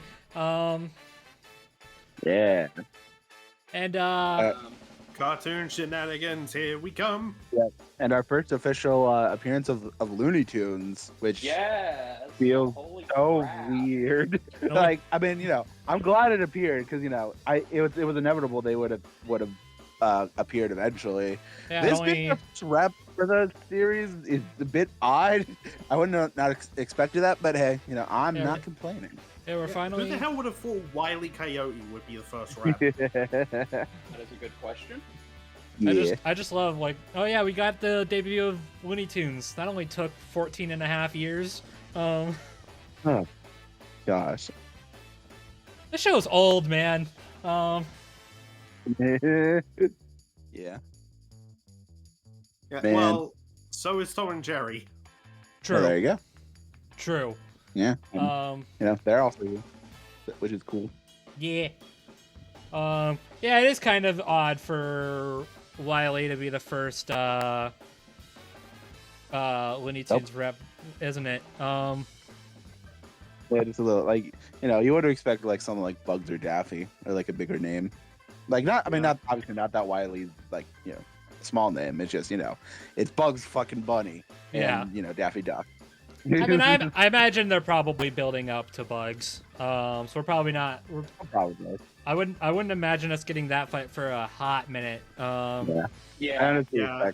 expect That's why I'm not predicting Bugs Mickey to be episode 200. Yeah. Yeah, honestly, I kind of expect them to do Donald versus Daffy first if they're gonna do that. Yeah, but, I'm kind of in the same boat. I think the next appearance will probably be either. It's most definitely got to be Daffy Duck. Mhm. Yeah. But Yeah. will Nick voice him? Who knows? Yeah, better. That'd be that's a nice. future question. That is a That would be fu- nice. that is a future question. That is true. Let's talk about the now. Right. Yeah, Yes, the now. So yeah, this is cool. this fight was this fight had humble beginnings. I think is a bit fair to say. Mm-hmm. I was gonna say it wasn't even the popular option for one of the characters at first. It was not. It wasn't even popular for Tom. Yeah, wasn't yeah, wasn't exactly. Tom always requested to fight Sylvester? Yeah. Tom Yes. Sylvester, yeah. Yeah, that's what I always heard. I also Yeah. remember. Well, I don't know if this was like a big request. I also remember Tom and Jerry versus. I'm blanking on their names. Gosh dang it, Ren and Stimpy Yeah. was also a thing. So we could have gotten that. No, but stuff happens. Yeah. Yeah. But yeah, it just feels like this slowly got more popular and popular over the years, and then Yeah. It got surprisingly far in the Tournament of Champions, 23 edition. Yep. Yeah. Surprisingly far, it won. Yeah. And I that's just meant surprising. Yeah, Can't you that- tell? That is surprising. Yeah, like this. Like To be this fair, is- with this competition, like it is a tad. I understand. So Yeah, like, it's funny that Kratos versus Asura ended up happening anyway because that was neck and neck with Yeah. versus Wily. So there And you go. You guys got like you guys had to vote between the two of them. Well, look at that. You got both. Yeah. you got your two Yeah. picks. That's fun. And yeah, no. I mean, this matchup has just been popular because of Tom and Jerry and Wile E. Coyote and the Roadrunner. So it is just fascinating to finally see it here as the episode that everyone was like, I wonder when it's going to happen, because you never knew when it was going to come. Yeah. Yeah. I mean, we knew it was coming. Like, they didn't forget about it when they did the Kickstarter, but just Yeah. we didn't know if it was like one of the slots or what. So, but nope. It's here, and Shout yeah. out. As a side note, shout out. This is going to make absolutely no sense to the people in this call, and probably is not going to make much sense to people watching. But shout out to this one guy in the Death Battle Discord a long time ago. It was like during the lead up to Among Us versus Fall Guys. He was like, he was talking about like, oh, I mean, okay, so Among Us versus Fall Guys, that's not the finale of the year, is it? Because we still need to get Wiley versus Tom. I'm like, yeah, no, it's the finale. We've got to wait on Wiley Tom. And he was just had this like, this guy was probably like 10 years old. I'm gonna say that right now. No. Bit of a freak out. And complete denial and not really knowing how production works and how and didn't really have any tact because hey asshole, we had a company shut down, we had people lose their jobs, so how about you get off your high horse there, pal.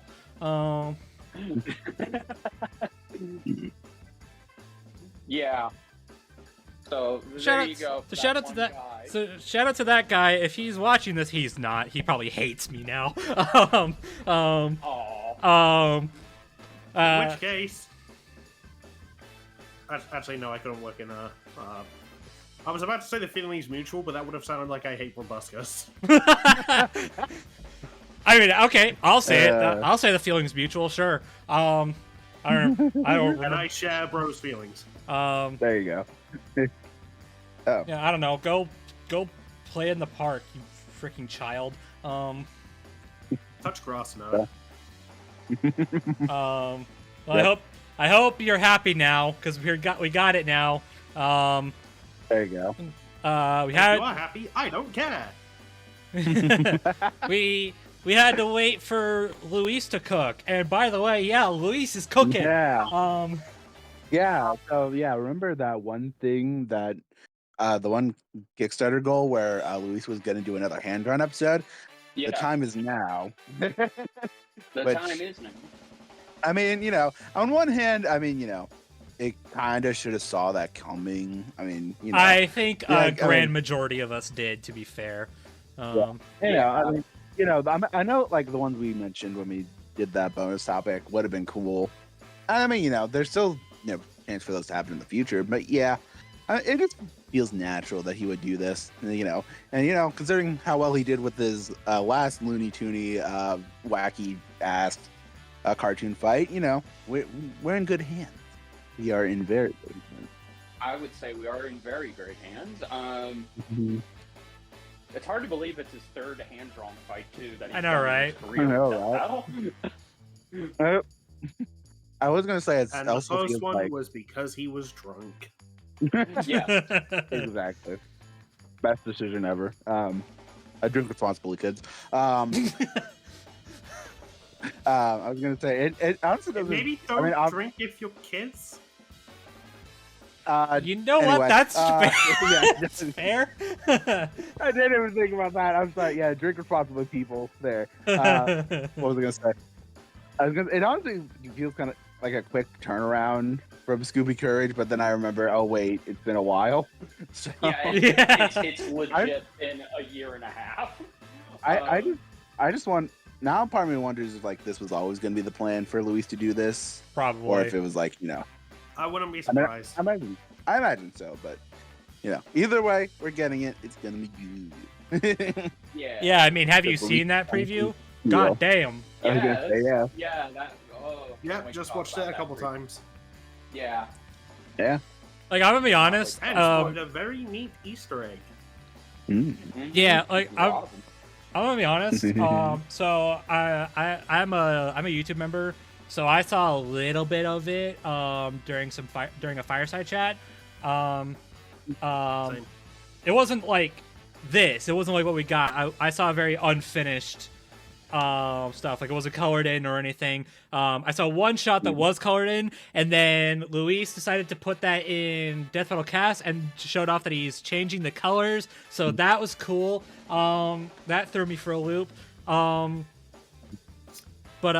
Anyways, what my immediate reaction when I first saw the work in progress stuff, and if you're expecting me to post to show them on screen, no, become a YouTube member.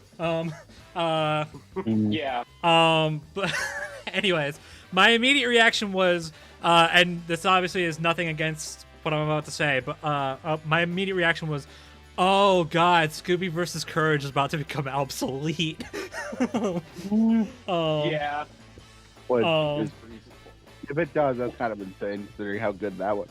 Yeah. Like, that that's obviously nothing. That's obviously no. I'm not trying to throw shade on that fight. That fight's great. I'm winning. But this. Okay, so does this mean the Wily is going to go giant and Tom's going to scream, which he's known for doing, to shatter him? Yes. Depends on if Luis wants to do that to himself again. No, we're gonna get a spoof of the Ghost Rider Spawn penance chair. No, we're just going to have a spoof of Believe in the Tom who believes in you.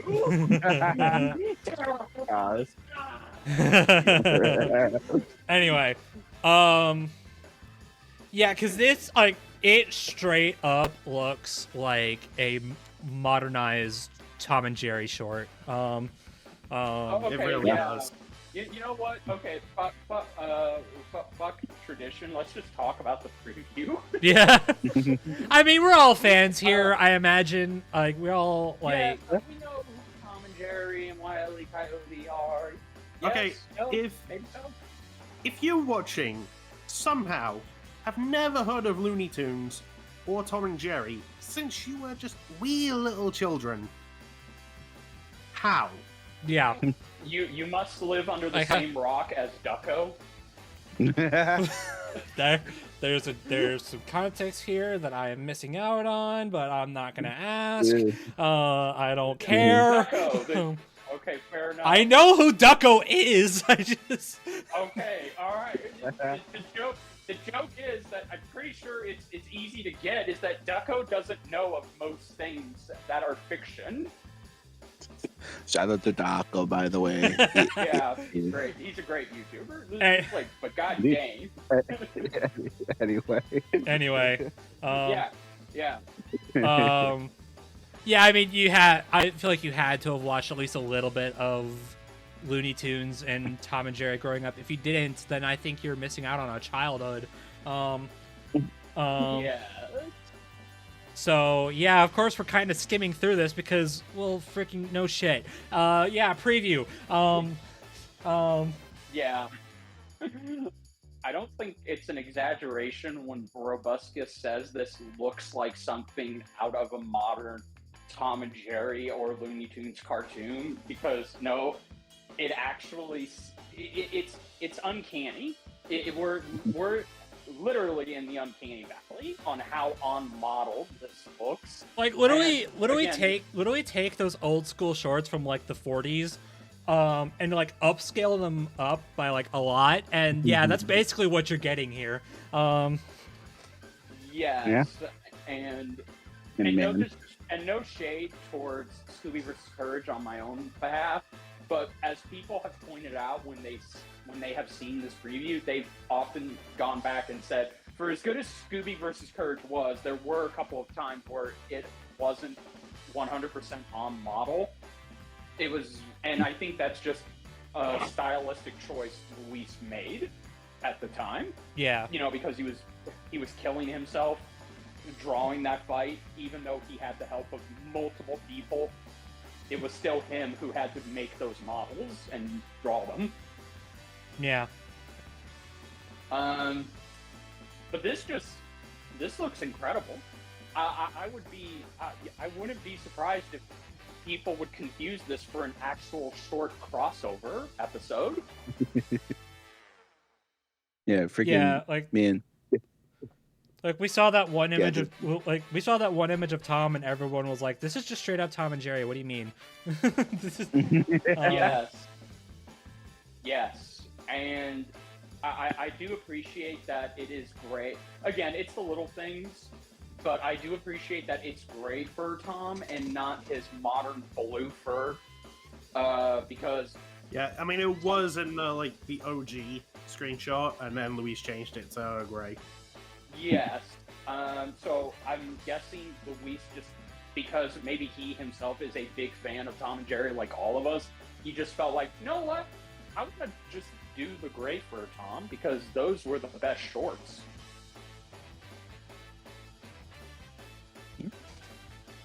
So Yep. yeah, good on him. And I love the story for this that is being shown to us. Yeah, freaking. Looks like a train runs into the. A train just runs into the Tom and Jerry house, and then they just start fighting. Yeah, Wile E. Coyote is. Yeah, I just put the Roadrunner. a screenshot in the chat. Wiley holding up that sign saying, "You foolish furball, you cost me my dinner." You got my dinner. Yeah. And I'm just like, Wiley, you're in his house. Like I I'm also gonna, love His dinner. I will say I'm gonna say this. This has Liam written all over it. I'm just gonna say that right now. Yeah, that dialogue. Yeah. I also love the references. There, you already see there's a ton of references going on within their own continuities. You see that Wile is using his various Acme gadgets on Tom, and you actually see Tom using anything he can get his hands on, even using Including the his phone. cauldron to make potions from his old school shorts. This gonna be There's also additional Easter eggs, like said this. There's a figurine of Ash. Yes. Yes, there is. There is where? also. Oh shit. Probably Yeah. like more bizarrely. It's a little hard to make out in this image, but there's my Kyle from gosh. South Park and Simon God. from the Chipmunks. God Yeah. damn it. Yeah. That, If you know, you know. Yeah. Yeah. And if you don't, then now you know. Ha. Hey, speaking of that, there's John's Simone versus Kyle Yeah. art on one of the posters. God. Yes. Obviously, Tom. And just next to that, there's the Death Battle Kickstarter poster. Yep. Okay, so we can assume Which I'm definitely not that looking at Tom's behind me, by the owner- way. Totally not. No. Which we can assume Tom's owner is not only a Kickstarter backer, but she also has good taste. Oh, there you go. Now, watch, it's gonna be Boomstick's ex-wife. We're finally gonna get to see her. The lore runs deep. Actually, then why would she have a poster of Boomstick? Yeah. No, she would probably hate him to not have a poster of him. I would say I would say it'd be Mama Boomstick, but that'd be a little. That Well, would bring she lives in a on- trailer. She doesn't live in a house. Yeah, exactly. Exactly. I don't know. Hey, whoever the person is though has good taste. Yeah, Or- either way, the person who Tom is owned by has great taste. And We can only imagine, like, whatever else there is, and I had a really stupid idea for one. Hmm. So we've seen in Tom and Jerry that, well, the two, like, throw food at each other occasionally. So, Yeah. of course, like, yeah, what if they do that? One thing that one of them grabs from, say, a fridge is a cake, and there's a shot of Blake and Mikasa on it. Dude, Luis would do that. No, I'm would do sorry.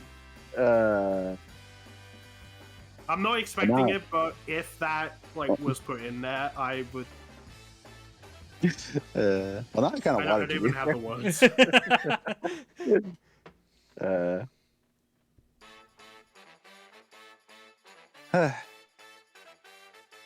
Yeah, Yeah. the previous fire. This Yeah, is it's really- good. this is really good. Yes. Also, not surprisingly, there will be no voice acting for this. What? I don't What do see you- how that's not surprising. What? Well, okay. No, you didn't want their iconic voices to shine in this animation. What do you mean? Well, okay, see, that's the interesting thing. Wily can talk, he just doesn't. Yeah, we got to get the Wile E. Coyote. We got to get that Yeah. voice. Come on. Yeah, there you go. That egotistical, pompous voice. And, I mean, I imagine there will be voice effects done by the crew. Like, Yeah, they're probably just gonna recycle like voice clips from Tom and Jerry, like for Yeah. Tom's screams. or just watch. Liam can do a pitch perfect Tom scream. That's right. Who knows? That'll be Tom Schulk to me yet because Oh, you bring in Tom Schultz to do a Tom scream. I didn't even. Well, there you go. Tom got to voice Tom. Damn. I mean, wouldn't be the first time that's happened. We did have Michael voicing Michael. That is true. We did. True. Yeah. True. Yeah. No. This thing looks very smooth. And I think it's obvious that Luis has made vast improvements over his hand-drawn style from Scooby versus Courage. Although it does look. There is some similar. There's still some similarities to it, but man. Well, yeah, sure, I it's think he the just same animator, lost- so Yeah, so he's going to put it in his own style, but he locked in. Like the man just locked in, Yes, he did. and yeah, kind of happy with it. I cannot wait to see what kind of chaos ensues. Yeah, it's gonna be fun. yeah. Yes, and I who will knows? Maybe Brobuscus is right. I will say, because we know that both Jerry and Roadrunner are at least cameoing. Yeah. And it's obviously Yeah. Jerry had a pretty big role at the beginning of the preview. But we do see Roadrunner as well. Just as he's running by, Tom getting away from Wiley, I just need to hear beep beep. Maybe. Yeah. Yeah. Maybe, yes, I think What if- have to. Why don't they just fuck with them throughout the fight? Actually, just in the middle of the fight, they'll. That would be funny. All I'm asking No, for no, from Jerry and Roadrunner is give me a shot of them watching the fight while just eating popcorn. Yeah. Perfect. Yeah. Yes. I want to see Jerry and Roadrunner go on adventures now. Hell yeah. Yeah. God dang. I am like this is probably been my most anticipated fight of the independent era, and it already looks like it's living up to that hype. Yeah. Honestly, same so far at least. Yeah. Although it is a shame that all four of us will not get to see it at Comic Palooza. So anyone who is Yeah. going to Comic Palooza, keep your damn mouth shut. You don't Yes. say anything about this, bastards. If Yeah. you spoil it, we will find you. No joke. Like, holy crap! If the outcome and the timer spoiled, oh man, I'm gonna go scorched earth.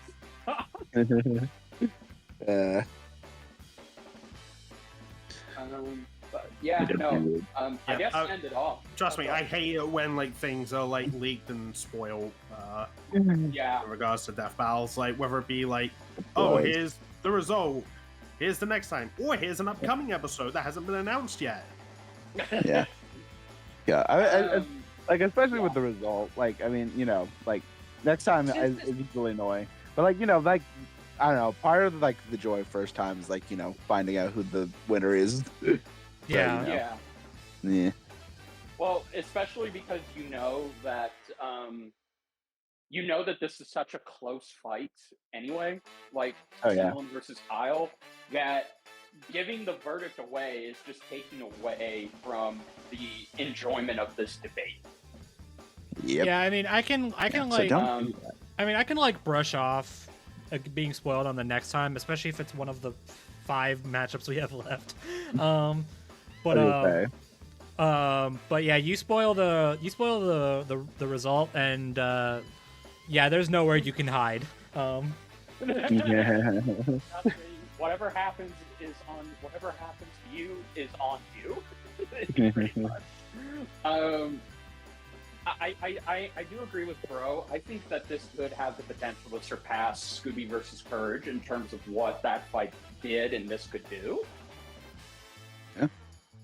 Because for as insane and wacky as Scooby versus Courage was, it was in just one location. And since these two are known for going all over the place, that means that the only limit to this fight is the writer's imagination and Luis's hand pain. Yeah. Yeah, depending on what his wrist sounds like. Yeah, exactly. Like,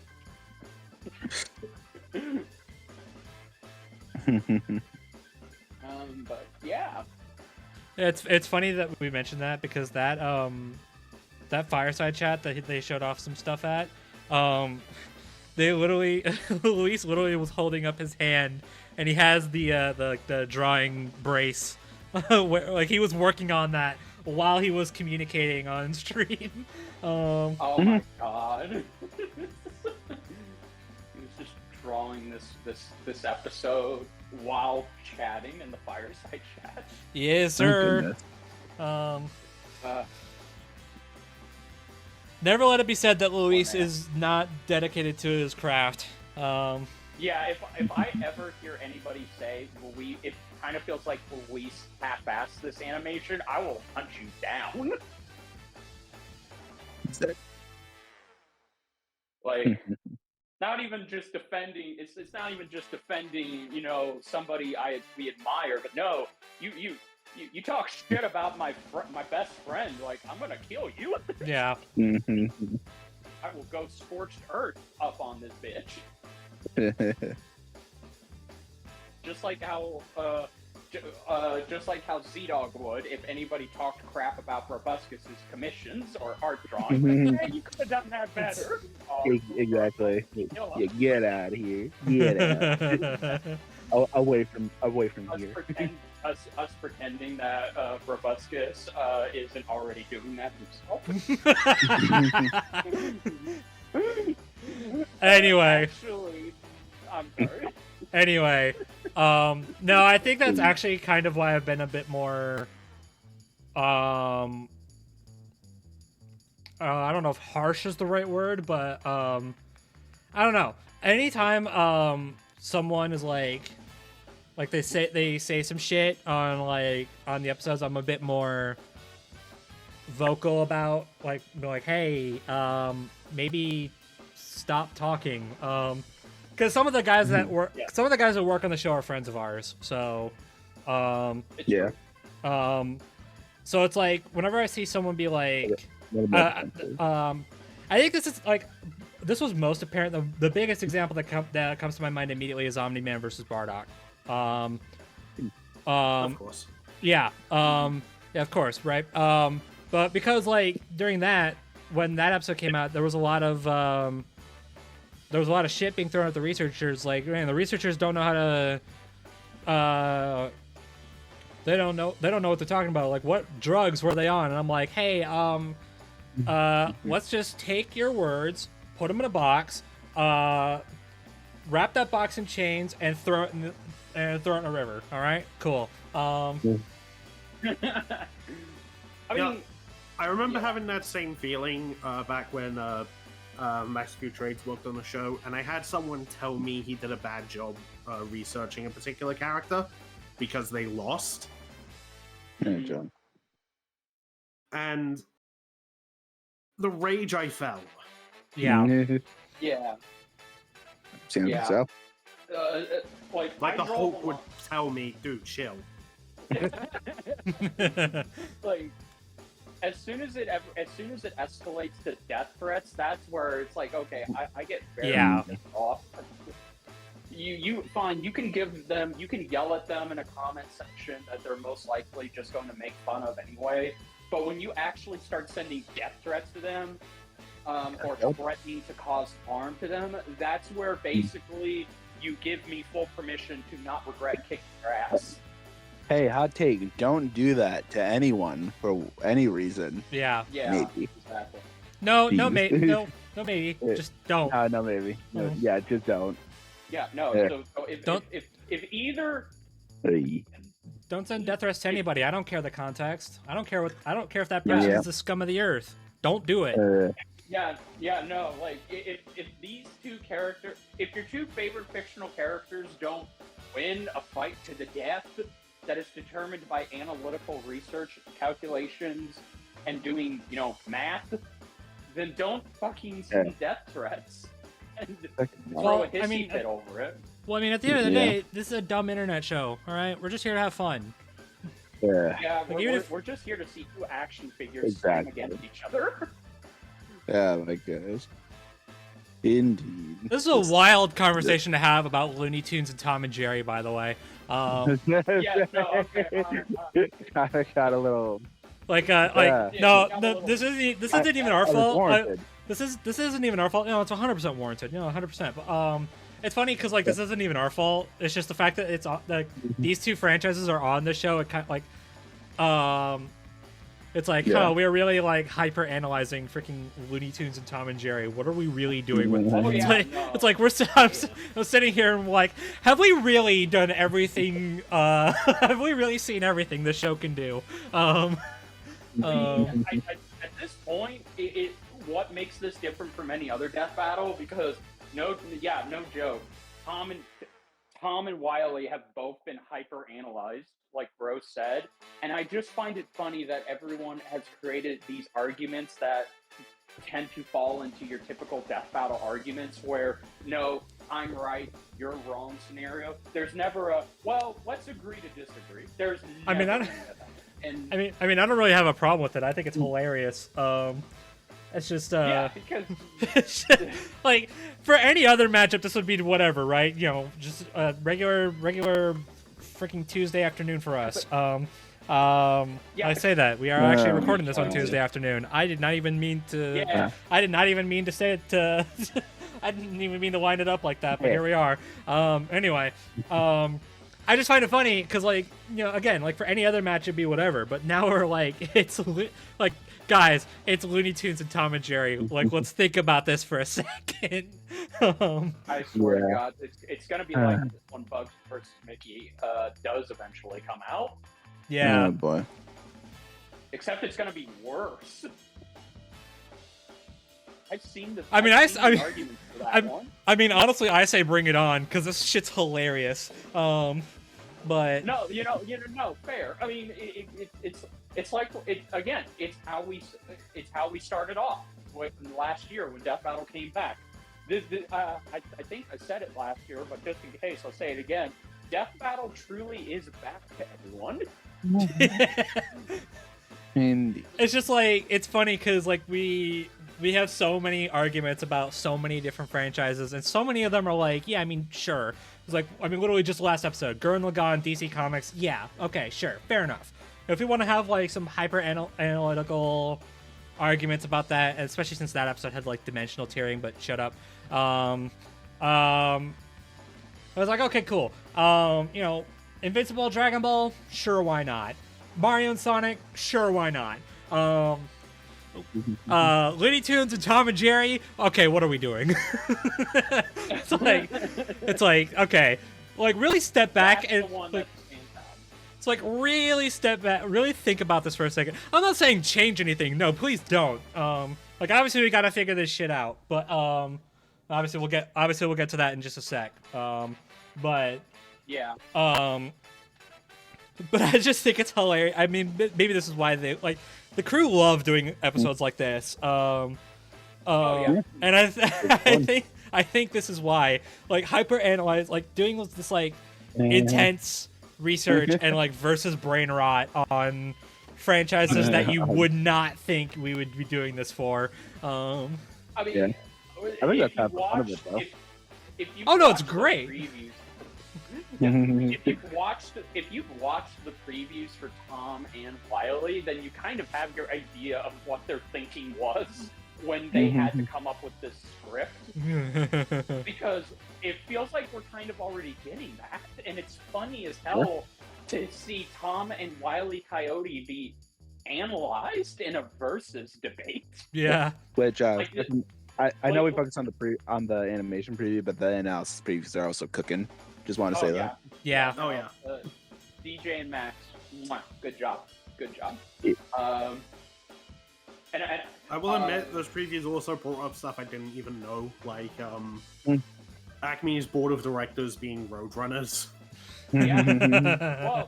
Well, also that stuff like from cruel twist of fate. the war about like the British forces being called Tommies and the Germans Jerrys.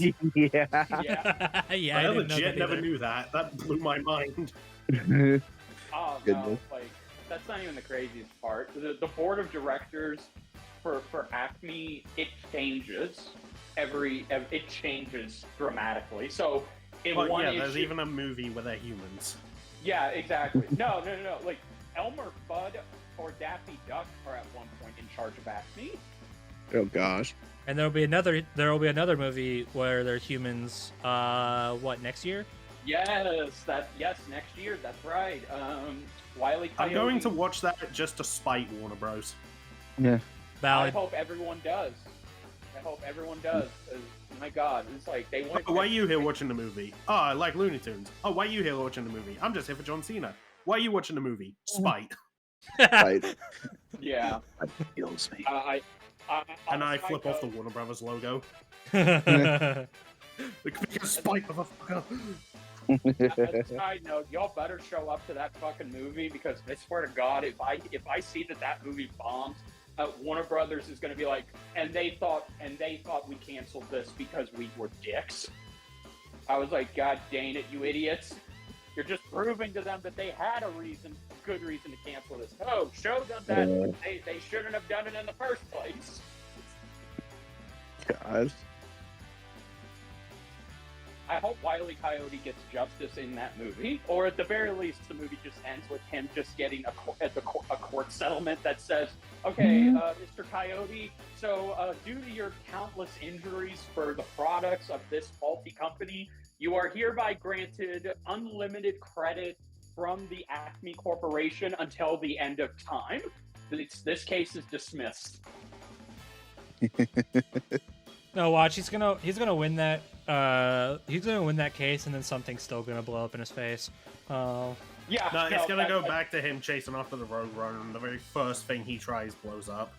Yeah, the status quo continues.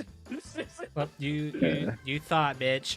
No, watch. The movie's gonna end with him chasing after John Cena, and John Cena's able to outsmart the Roadrunner, outsmart Wile E. Coyote, and just yells, "You can't see me!" Beep beep. Beep beep, motherfucker. I want to hear John Cena say that. Now that's the one. Beep beep, motherfucker. Also, in relation to that, at some point in that movie, you're going to see John Cena, who is playing the villain of the movie. You're going to see him beat the ever-loving shit out of Tweety Bird. Okay. Why? Random. Yeah. So for all of my friends who don't like Tweety Bird out there you go. John Cena is doing God's work. Sure, I guess. All right. I'm not even joking. I'm not even joking. I have friends who straight up do not like Tweety Bird. So this movie is essentially going to be therapy for them. Okay. That'd be good for them, I guess, but... There you go. Yeah. Speaking of Looney Tunes, Yeah. Let's get into we'll that. probably talk about this. Yeah, Let's get into this. All I've right. been looking forward to this. All right. Well, I hope y'all are ready because, oh god,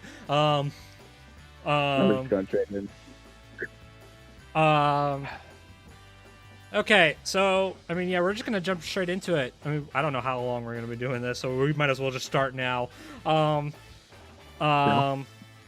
So you know how this works, but we're debating now. By the way, in case you didn't pick up on that memo. Anyway, so you know how this works by now. For this debate, Richard is repping Wile E. Coyote, and Mate down here is repping Tom. You know, we had him on in our second ever debate on this podcast. Kind of get him acquainted with how we do this now, and now we're throwing him into the chair.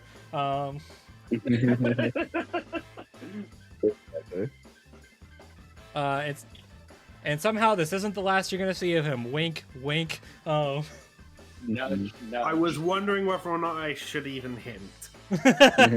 Just wink. Yeah, it's fine. Just a little, you know, wink, wink, nudge, nudge there for all y'all who. I don't For know. everyone watching, it's not the fight you think it is. That's true, actually. Yeah. There you go. Yeah, that's 100%. Also- It's 100% a fight you would expect it to be, but nope. Yep. Also, still, me and Richard have not fought. I would like to point that out again. Yeah, no. Yeah, we're what? This is what? Now we're 10 episodes in. Yeah. Yeah. We're 10 episodes in, and ZDogg and I still have not gone against each other. And Yeah. Okay, solution. You guys meet up at a convention and fight for real. there you go. You're hot. We'll No. film, we'll No. film the whole On God. Yeah. you're wrong. Okay. I'll bring my sonic screwdriver Any- into a lightsaber. anyways, Do I have a sword in it? Anyway, yeah. Figure that Yeah. out later. Okay, so, all right, I guess, since I'm repping Wiley, which, okay, by the way, as a side note, I had to do even more research for this fight than I did the last one, and I think this one is about to be the craziest fight I've ever researched. So, just bear that in mind. yeah. So I will say one real quick thing. This is kind of like the only real rule here. Crossovers are a no-go. Just in general, no. Yes. No DC Herald scaling today. No DC Herald scaling, exactly. No DC Herald scaling, no multiverses. None of that shit. Yeah, I'm also gonna say there is a blog that I've got open here. It does list multiverses stuff. I'm just ignoring that. Yeah, good call. Yeah, yes, and, I will be omitting. I'm sorry, go ahead. I don't really. Okay, so I mean, Mate's probably gonna bring it up, so I'm just gonna do it before him. There is a thing for Tom and Jerry. I know y'all are curious about that. Oh, that one, yeah. The thing itself is probably okay. We'll let Mate go into it when it's his turn. But obviously Bugs appears in this thing too. That's a no. So yeah, crossover, just anything crossover. That's not even the most insane thing. Yeah, I know. We'll get into it. So crossover things in general, no. But aside from that, anything like officially licensed and anything that kind of like registers as anything officially Looney Tunes or Tom and Jerry, yeah, that counts. And that could be Fair. That could be obviously the original shorts. That could be video games, comics, movies, freaking whatever. Yeah.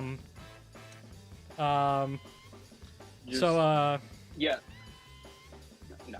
So yeah. So there's a lot to cover. So Yes. Okay. Yes, and as one final thing, I will omit for the most part. For the most part, since it is officially licensed, but I'm admitting it because there's not enough stock in it. I'm not going to bring up the Wile E. Coyote Green Lantern ring thing. That is, I'm just going to tell you right now. No. Well, that's also a crossover. It is, but it's. I mean, even if he did, weird. I mean, from what I've heard, maybe you've told me this. Even if he did have it, it's like, what does he do with it? Yeah, exactly. But it's still But here's the thing: it's not necessarily a crossover for Wile E, as more of it is. Oh, it's mostly a Lobo story. Wile E was just in it at the time, but still. So yeah, no Green Lantern scaling for that. Okay. Yeah. Okay. Well, I mean, it is Wile E. Coyote versus Tomcat. So Richard, you have the floor first. Tell us about this freaking weird coyote. Okay. So to quote the coyote himself, allow me to introduce myself. My name is Wile E. Coyote, super genius. He is a coyote who has a IQ of 207. And when he was a boy, his father raised him to have one goal in mind: catch his own dinner. And that happened to be a roadrunner, because it was in the family tradition that a coyote would often go up and catch a roadrunner. And ever since childhood, the Wile E. Coyote has focused on one particular roadrunner, the roadrunner that we follow in today's, I guess, Looney Tune canonicity. And for the longest time, for approximately, we'll just say real world estimate, for over almost 80 years, he's been chasing this roadrunner across the desert. His goal is simple: eat it. That's it. Just eat it. And his goals in achieving this often involve him using his own super genius brain to find ways to capture the roadrunner. This either involves him building elaborate traps that are, relatively simple. It could be something as small as he drops an anvil or a boulder on the roadrunner. But the roadrunner always often, and I'll get into this later because I have a theory as to why this happens, the roadrunner always seems to outwit Wile E. Coyote. Ironic, because the roadrunner himself has often admitted that roadrunners cannot read, and they are not very good linguistical-wise, and they're just not that smart. They're just regular birds. And Wile E. Coyote often gets outsmarted by it every single time. Now, there are times where he decides, you know what, I could have an easier way to do this. So he decides to order from a company that specializes in making death traps. The company's name being Acme Corporation. And Acme Corporation has a bunch of different gadgets and gizmos and concoctions and traps. They basically just hold the monopoly on making anything you need to kill a roadrunner, whether it be something as understandable as bird seeds that are laced with explosives, or something as crazy as a refrigerator, jet skis, and a fishing rod that is meant to give you the ability to freeze the road in front of you while skating on said frozen ice road. So it's a bit out there. And oftentimes, these two have not worked. And sometimes when the coyote is feeling just a little bit bored, he'll often go over and he'll bug other Looney Tunes characters to eat them. His main second arch nemesis happens to be the face of the Looney Tunes brand itself, Bugs Bunny. He has gone and disturbed the poor bunny, by breaking into his house, capturing him, and telling him how he's going to eat him. And Bugs Bunny, being much smarter, will find ways to deceive the Wile E. Coyote, and often just make him fall victim to the same trappings. And there are other times where Wile E. Coyote just happens to be in a different environment. He's just chilling, He still desires to capture his food and prove his genius is one of a kind, and he is indeed the smartest person in the Looney Tunes universe. And should you be out in the desert, just make sure you avoid any falling anvils, falling pianos, boulders, or anything wacky of that nature, because unless this Roadrunner is caught, then Wile E. Coyote is just going to keep going and going, because he's nothing if not persistent. Okay, so as I mentioned before, Wile E. Coyote, he's a super genius.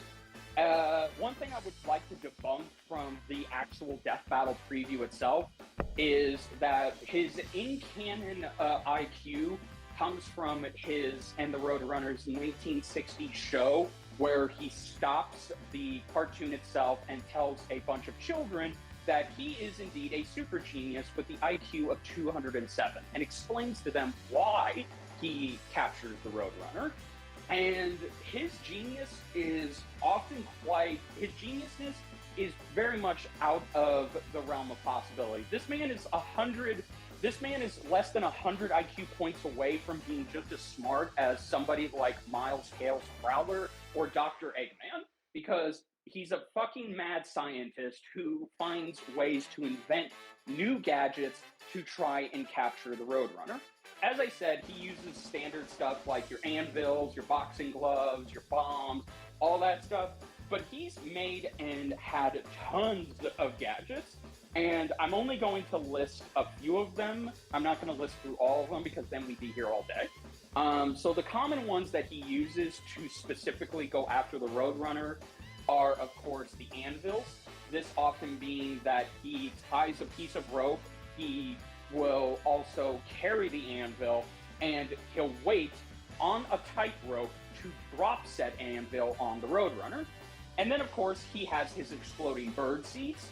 He also has other things like boomerangs, dynamite. He has guns, many different guns. He carries rifles, pistols, bazookas, of course, anti-aircraft rounds.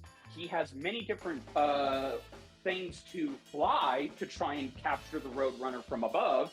This, of course, being many flying suits, like his green one that you have seen him wear, that gives him the ability to glide through the air. He also has jetpacks, he has rocket wings, and because fuck it, why not? He has also built himself a functional replica of a Mark I Iron Man armor that comes complete with flamethrowers, rocket launchers, repulsor blasts, and the ability to fly very high distances, even going past potentially the stratosphere. He also has other gadgets like boomerangs, and he has vacuum cleaners. He has a water pistol that can increase boulders and anything he needs. Basically, think Megamind's gun. He has that. He also has things like glue to try and capture the Roadrunner, and because we need to demonstrate his speed, he has many different drugs and concoctions and pills that give him superhuman speed. And we're not talking like speed of sound or anything. No, we actually know that the Roadrunner himself is fast enough to run across the whole planet Earth in 3 seconds. So that means the Roadrunner is at most definitely traveling past Mach 10 speeds. He's even outran bullets and ran so fast that he has dodged actual lightning bolts that Wile E. Coyote also has, and the Wile E. Coyote has on many occasions been able to outrun the Roadrunner and even keep up with him, even in his base form. So that means that Wile E. Coyote is pretty fucking fast. And then we also have to take into account that Wile E. Coyote has many, many other inventions that are very numerous in their stature. But the main ones that I want to focus on are, of course, his speed pills, his mech suits, and using his own Toon Force to basically do whatever he wants. Now, of course, he has other things as well. He knows karate. He's an expert karate master in his own right. He's a magician who he can actually hypnotize people, and he has access to telekinesis, lifting heavy boulders with ease. He can also transform things into different species. And another fun thing that he has is he has the ability to grow large with pills that make him the size of a Godzilla monster. And if he keeps taking them too much, he has officially gotten so big that he has actually grown to the size of planet Earth itself and continues to sit there throughout the rest of the cartoon. He's also a master chemist. He's made many different potions, like different types of explosives and different types of poisons to try and get the Roadrunner. And he also has been able to have different kind of technology too. In fact, he has Rick and Morty technology. He has a portal gun that just lets him go from any place he wants, or he has regular portal technology from the game Portal. And interestingly enough, he also knows ninjutsu. He was able to fight the Roadrunner as a ninja to a standstill until the Roadrunner got the best of him. He has even managed to build machines that can take him all the way out of planet Earth past Jupiter itself.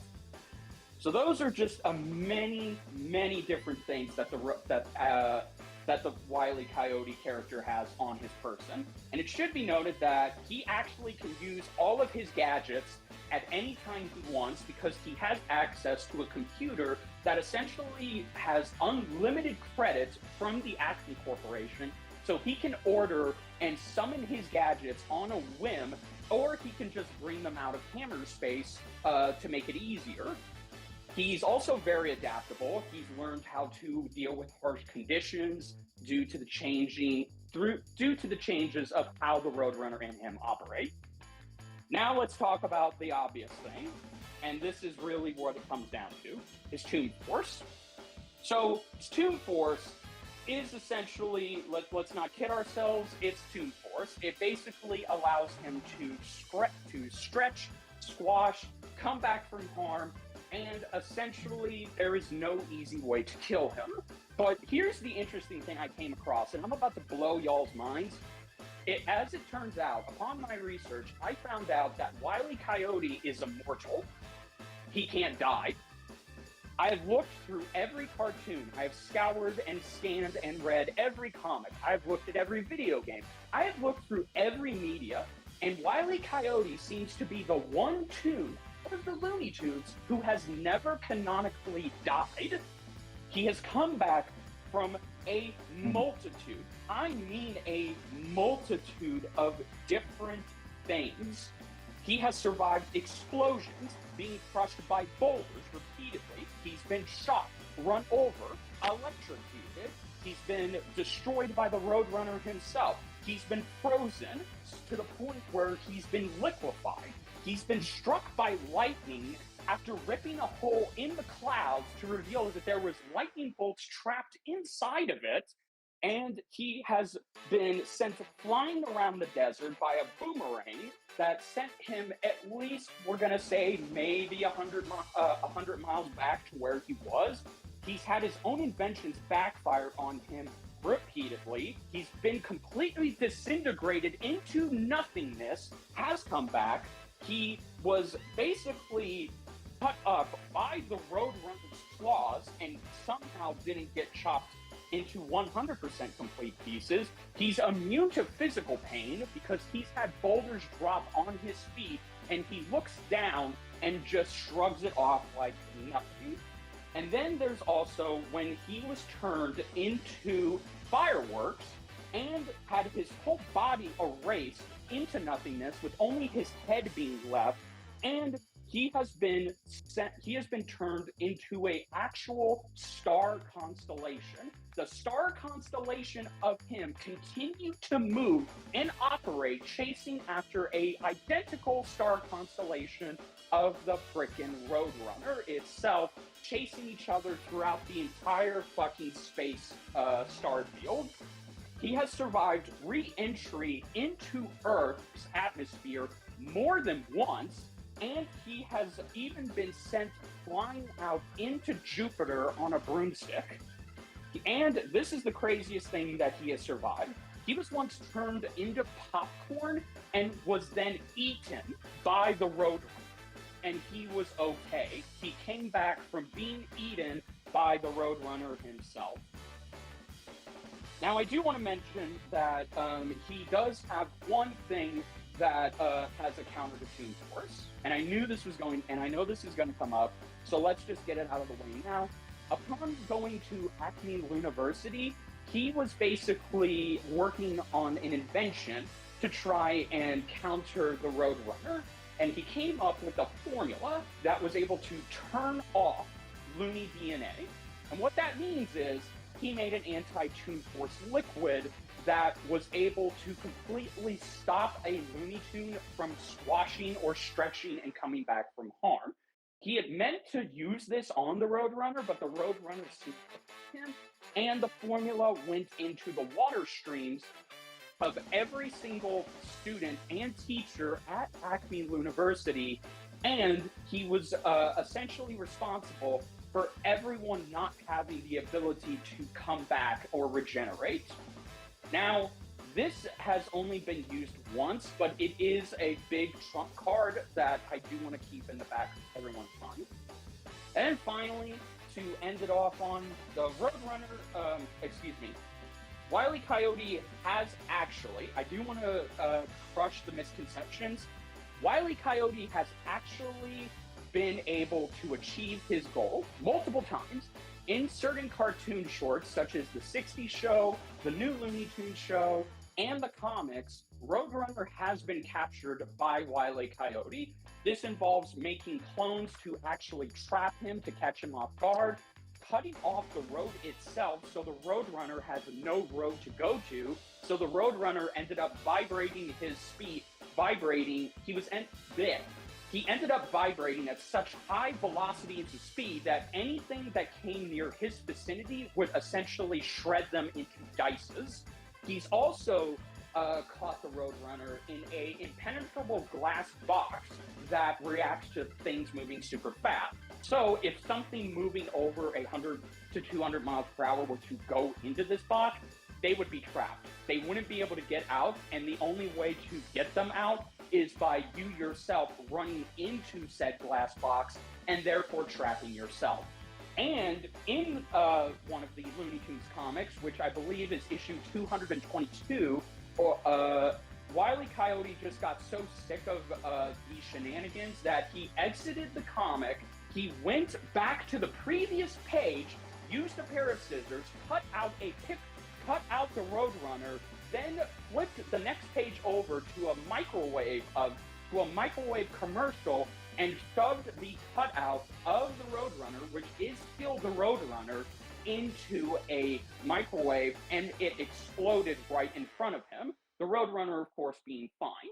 And then there's also the fact that he has gotten the drop on other characters. He's canonically beaten the shit out of Marvin the Martian and even took his technology, which included a lightsaber and jetpacks and missiles.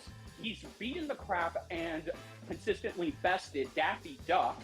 And finally, he has also outwitted Bugs Bunny. Now, he may not have eaten him, but there were times in the short where he actually went into Bugs' home, captured Bugs, and Bugs had to use his quick wittedness and ingenuity to get out of the situation. And then finally, there's the big one, and I do want to mention this. The Looney Tunes universe is actually multiversal. I have proof of this, because you see, it has been confirmed within the Animaniacs cartoon and the Tiny Toons universe, the original cartoons, which are canon and connected to the Looney Tunes universe, as multiple Looney Tunes characters have made appearances, cameos, and such in that universe, that they have often done things that have broken their universe. This can be anything from stopping the cartoon to essentially doing what I like to call a SpongeBob SquarePants, where a character will pop their very existence out of reality, and there will be nothing left but them and a void behind them.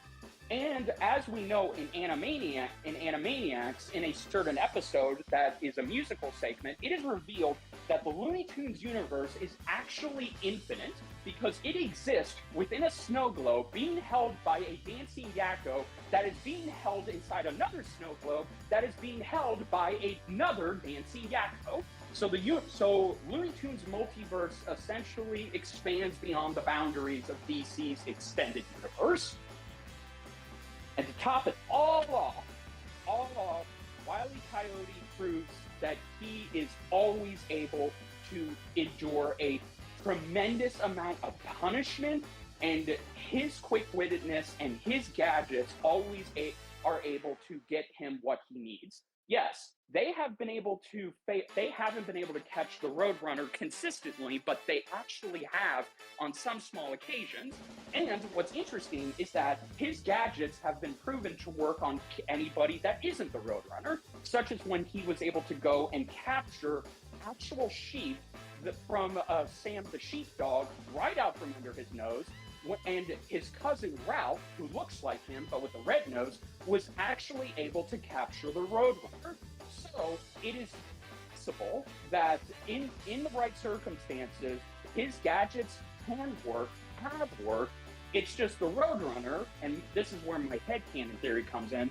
The Roadrunner has the ability, in my opinion, to manipulate the fate of what happens to him, because every time that Wile E. Coyote sets up a trap, it fails against him. But it's not because Wile E. is overconfident. It's not even because the trap itself can't work on paper.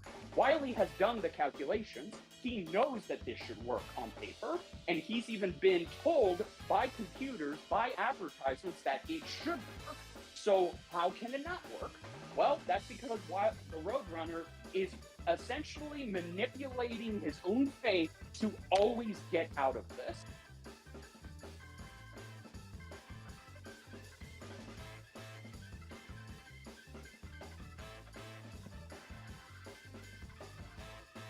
All right.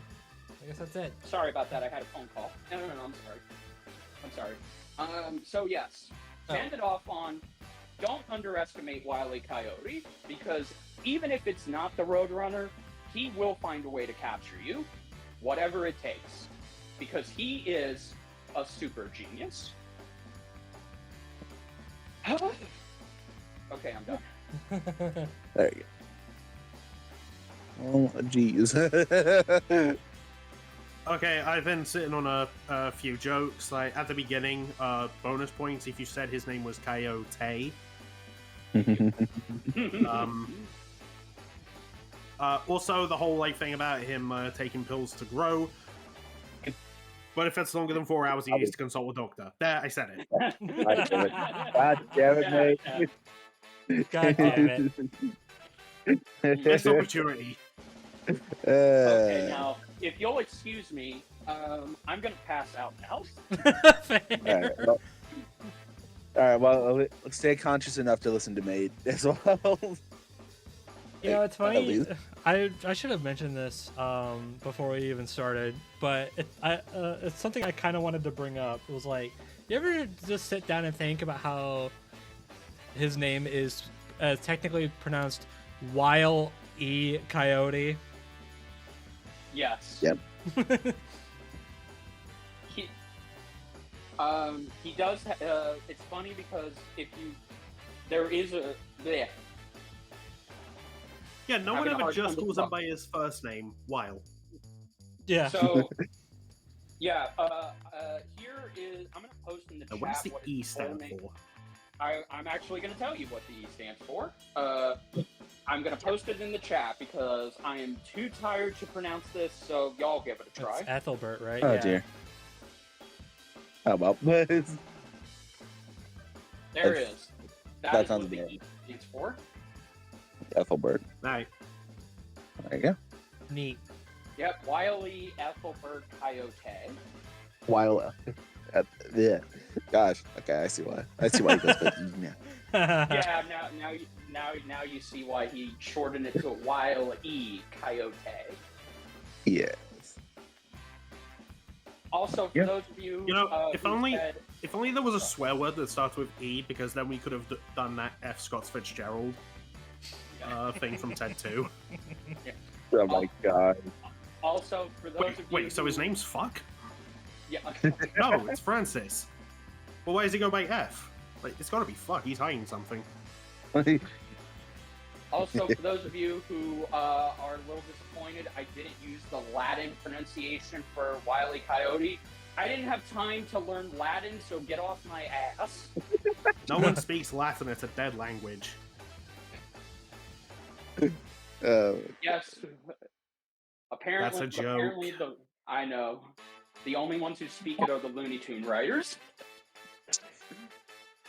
God. Okay. All right. Mate, So now tag in, mate. it's meat time. Before I start, I'm just gonna throw this out there. There's a lot of Tom and Jerry. They've been around for a long time. I'm also referring to this blog that I have on the side just in case. So if anyone points out, oh, you missed this tiny little detail, I'm sorry, my unhealthy obsession lies with a different cat.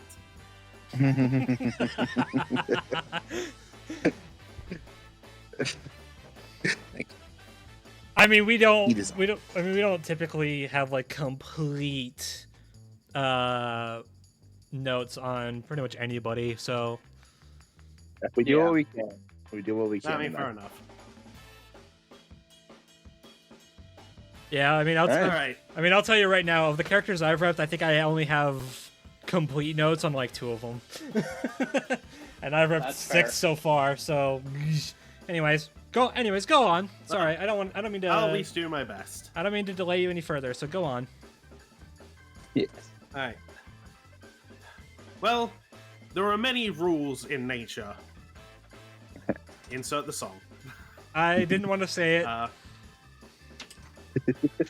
Yeah, but the most consistent rule, well, actually one of the consistent rules is cats chase mice.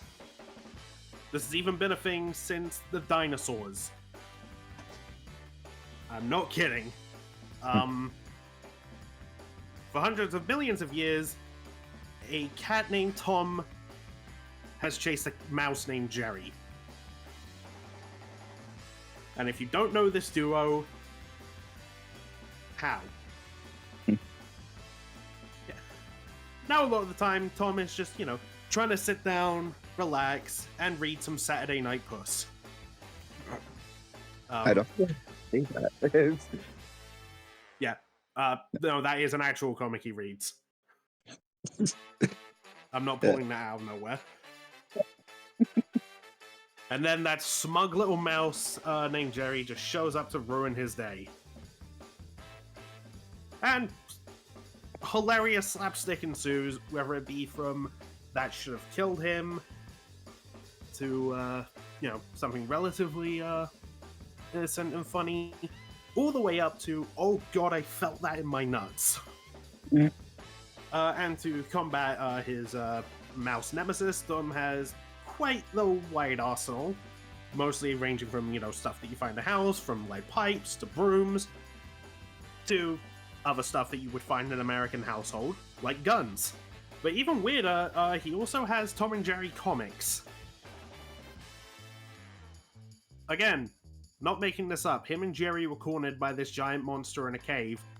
Tom pulled out comics of his and Jerry's adventures, and it made the monster laugh so much that they just casually walked out. Yeah, he weaponizes his own, content. But of course, he's got Vanishing Cream to turn invisible. He's got the Rewind remote, which can actually pause or rewind a victim through time. He's got multiple kinds of magic weapons, like wands, books, hats, and a ring, which I'll get back to. There's the Robocat. Of course, he's got his own claws, slingshots, axes, catapults, maces, swords, lasers. Honestly, you think of it, there's a good chance he has it at some point. But none of it is ever like, well, okay. Sometimes it's been enough to catch Jerry, other times it hasn't, but he's got a pretty decent track record of actually catching Jerry, including at one point giving up $1 million. But he was happy! And you might be wondering, actually, no, you know, I'll save that.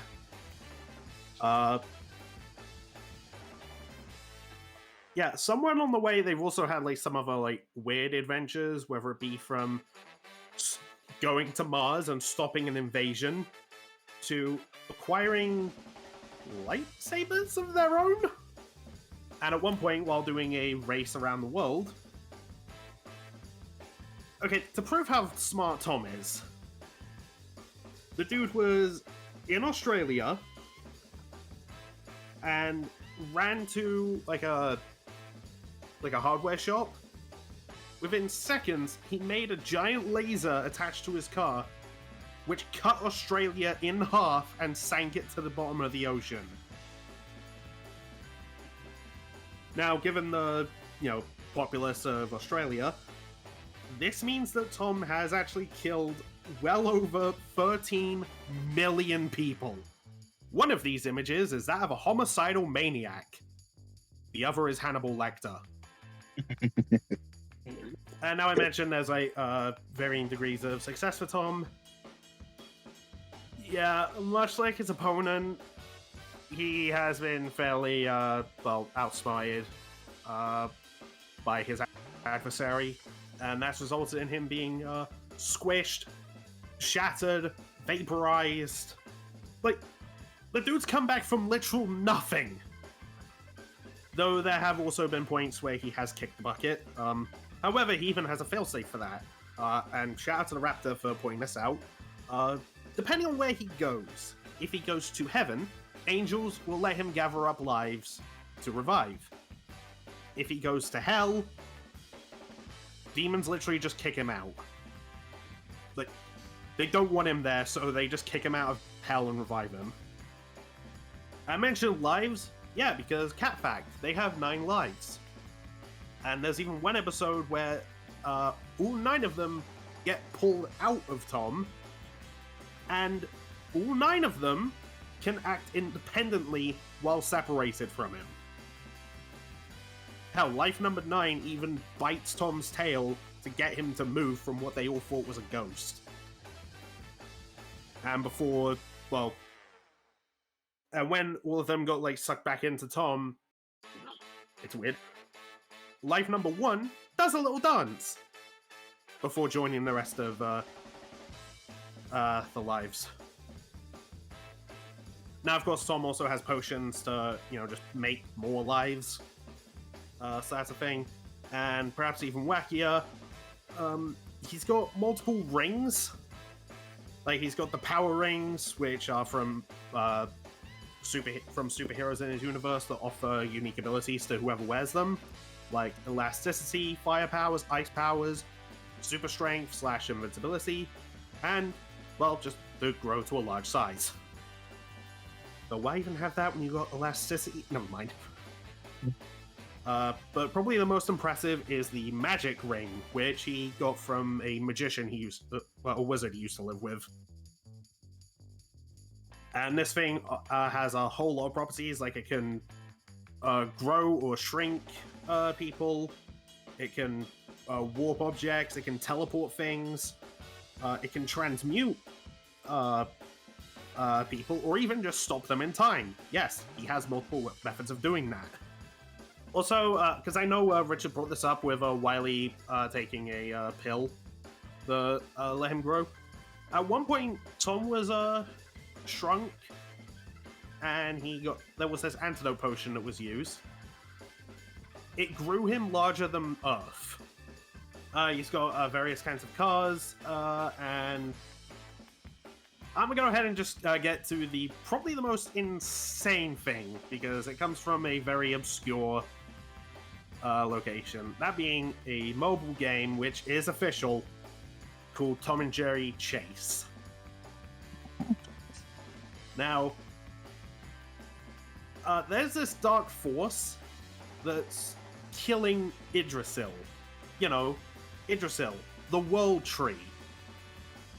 And in the universe of Tom and Jerry, this tree resides in heaven, an infinite plane of existence. Now, Idrisil isn't strong enough to stop this darkness. Tom and Jerry are. And Idrisil in this universe is a very large tree with tons of branches and tons more leaves. Each leaf on this tree contains a universe. Yeah, that multiversal tree wasn't strong enough to stop this dark force, but Tom could. So, with all this and more, how the hell is Tom not just caught and eaten Jerry at this point? Well, it's kind of because the two have weirdly formed like this odd codependent relationship over the years. Like, there have been instances when Tom or Jerry have been kicked out of the house, but they actually sneak them back in, or fabricate scenarios in which they are welcomed back. Like the time when Tom's owner kicked him out, and Jerry was like, "Hey, I got you, fam. I'm gonna get you back in the house." And so they faked Jerry's death so that Tom would be welcomed back in. And then they're back to hating each other at the end of the episode. It's kind of their whole deal. Why is this? Well, when you have goals in life, that's part of the joy. The chase. Like, you chasing to achieve your goal. That's part of the fun. Once you reach it, well, now what? And that's pretty much what Tom and Jerry's life is. Just the constant chase of the game of cat and mouse. It's all they know, and it's kind of what they live for.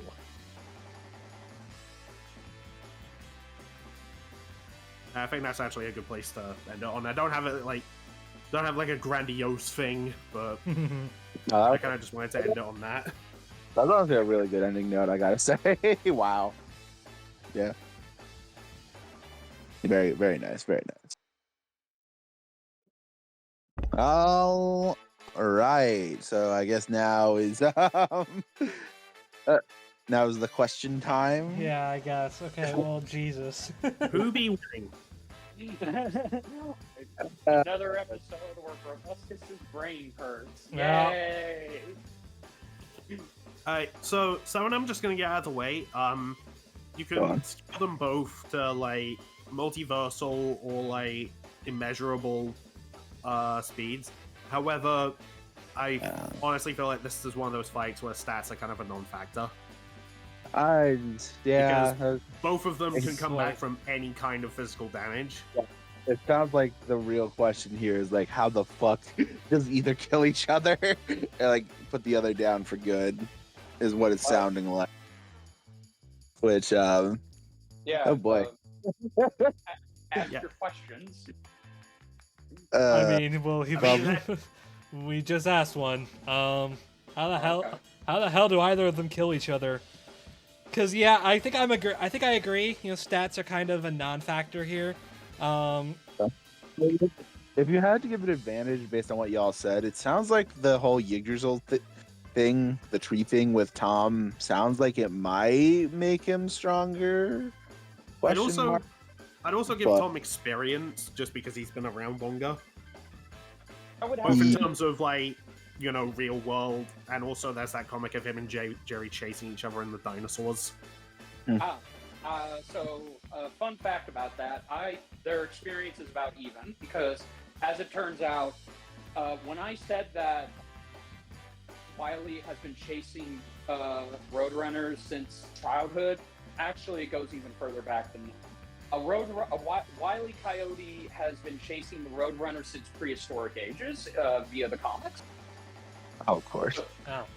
So their experience is basically tied because they've both been chasing Roadrunner and Jerry for literally since the prehistoric ages. And yeah, like hell, there was even an issue where one of Wile E. Coyote's ancestors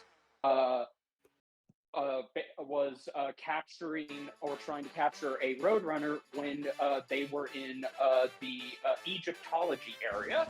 I'm sorry, years. So Wile E. Coyote was there when the pyramids were built, by the way. Wait, I thought you just said it was his ancestor. It is, but with how Looney Tunes. So okay, here's. I mean, here's yeah, the their thing. canons are like super loose. Yeah, so Yeah. it either is or it isn't. So I was basically being generous. But yes, I would like to point out that I would actually think their experience is about dead even. Okay. Okay. That sounds fair. What about skill? Just out of curiosity. So skill, there's an argument to be made. There is a potential argument to be made that both are near equals because, okay, as I mentioned, Wile actually knows how to throw hands. He knows. Yeah, so does Tom. Wile knows boxing, ninjutsu. He knows stealth. He's a skilled swordsman. And he's basically a jack of all trades. And so is Tom. Yep, Tom is too. Okay. Now speed is interesting because I actually would make the argument, and I can see Death Battle themselves making the argument that if they're just going off of their base cartoons, Wile is actually faster than Tom. Yeah, because Wile that's not surprising. Wile in his base form is able to keep up with Roadrunner. And granted, and now this is interesting because, as I said, the Roadrunner is confirmed to be at least way faster than what an average Roadrunner is. And he's actually raced across the world with Speedy Gonzalez, who, in the end, it was revealed that both Speedy Gonzalez and the Roadrunner are equals when it comes to speed. And Wile and Sylvester were able to keep up with both of them. And there's also the fact that Roadrunner's on some bullshit. Roadrunner. To be fair, so are Tom and Jerry. I mean, yeah, that's true. At one point during the Mars movie, Jerry was moving so fast that he appeared in 2 different places at once. Roadrunner can also do that. And Tom hit both of them simultaneously. I guess when it comes to just running speed, that's also running speed. I guess that's Tom Wile. should be comparable to Droopy. I just found this feat. It's so stupid. Oh no. So, Droopy was depicted as far faster than a criminal wolf, who was not only fast enough to outrun his own shadow, not only ran from the North Pole to America in seconds, but also was able to run so fast he escaped the animation itself. Twice. What? I should also mention that Wile E. Coyote has time travel. So does Tom. And also, to wrap it up with the speed thing, and why I believe speed should go to Wile E., it's just because, okay, he can actually be faster than the Roadrunner with multiple different pills, concoctions, or hell, just inventions. He has 3 different ways to surpass the Roadrunner in his speed. And here's the interesting thing. The Roadrunner is never shown. When the Roadrunner runs at his full speed, he is been shown to create flames that are skewing across behind him as though they were melting, as though they were basically just, coming out of him. And these flames are hot enough to where they can actually melt wood. So what I'm trying to say is, I should also mention that Tom can just teleport as well. So can Wily. He has. Yeah, so that like they both scale to like incalculable stuff. They can both teleport. They can both time travel. So I'm like, sensing. I know, but I guess I'm sensing a it theme doesn't. here. I don't think it really matters. no. So okay, no, because again, what I'm basically saying is that yes, they have ways to be equal, but when it comes down to just their base forms, no gadgets, no nothing, Wily is faster. He has shown that he can keep up with a Roadrunner who's not even trying. Yeah, no, all the speed stuff I've mentioned for Tom, that's not with any kind of like Okay, well, any kind of enhancement or anything. That's just him and Jerry. Okay, well, anyways, so I guess just kind of just wrap that up. So, from what it sounds like so far, just based on what we've been discussing so far, it sounds like, okay, so they seem to be roughly equal in terms of like experience and skill. Speed is a bit of a weird thing. Wily's probably faster with things are falling over on my desk. God damn it. Sorry. Wally. What? But Wily's probably okay. Speed might be even slight edge Wily, and then Tom's probably just stronger. Yeah. Fair enough. So that's kind of what it's looking like so far, which doesn't really that doesn't really paint that much. Okay, I'm trying to think of other things before getting into like the obvious question here. Yeah. Also, and I just want to put this out there in terms of Arsenal, they both have like multiple different forms of hammer space, being Toons and whatnot. Tom can even just make his imagination real. Like Fort Bubble, he can just take stuff out of the Fort Bubble. Yeah. Plus, he can animate inanimate objects. Wily can also take the Latin text that's below the screen and use it whenever he wants. He also I've can... found this gif of Tom like snapping his fingers and just like changing the room around him. I do remember Wily's got some bullshit with paintings. Yes. So funny you say Oh, that. So, funny enough, in the very first Tom and Jerry short, Tom tries that same trick on Jerry and it works. Yeah, it works with.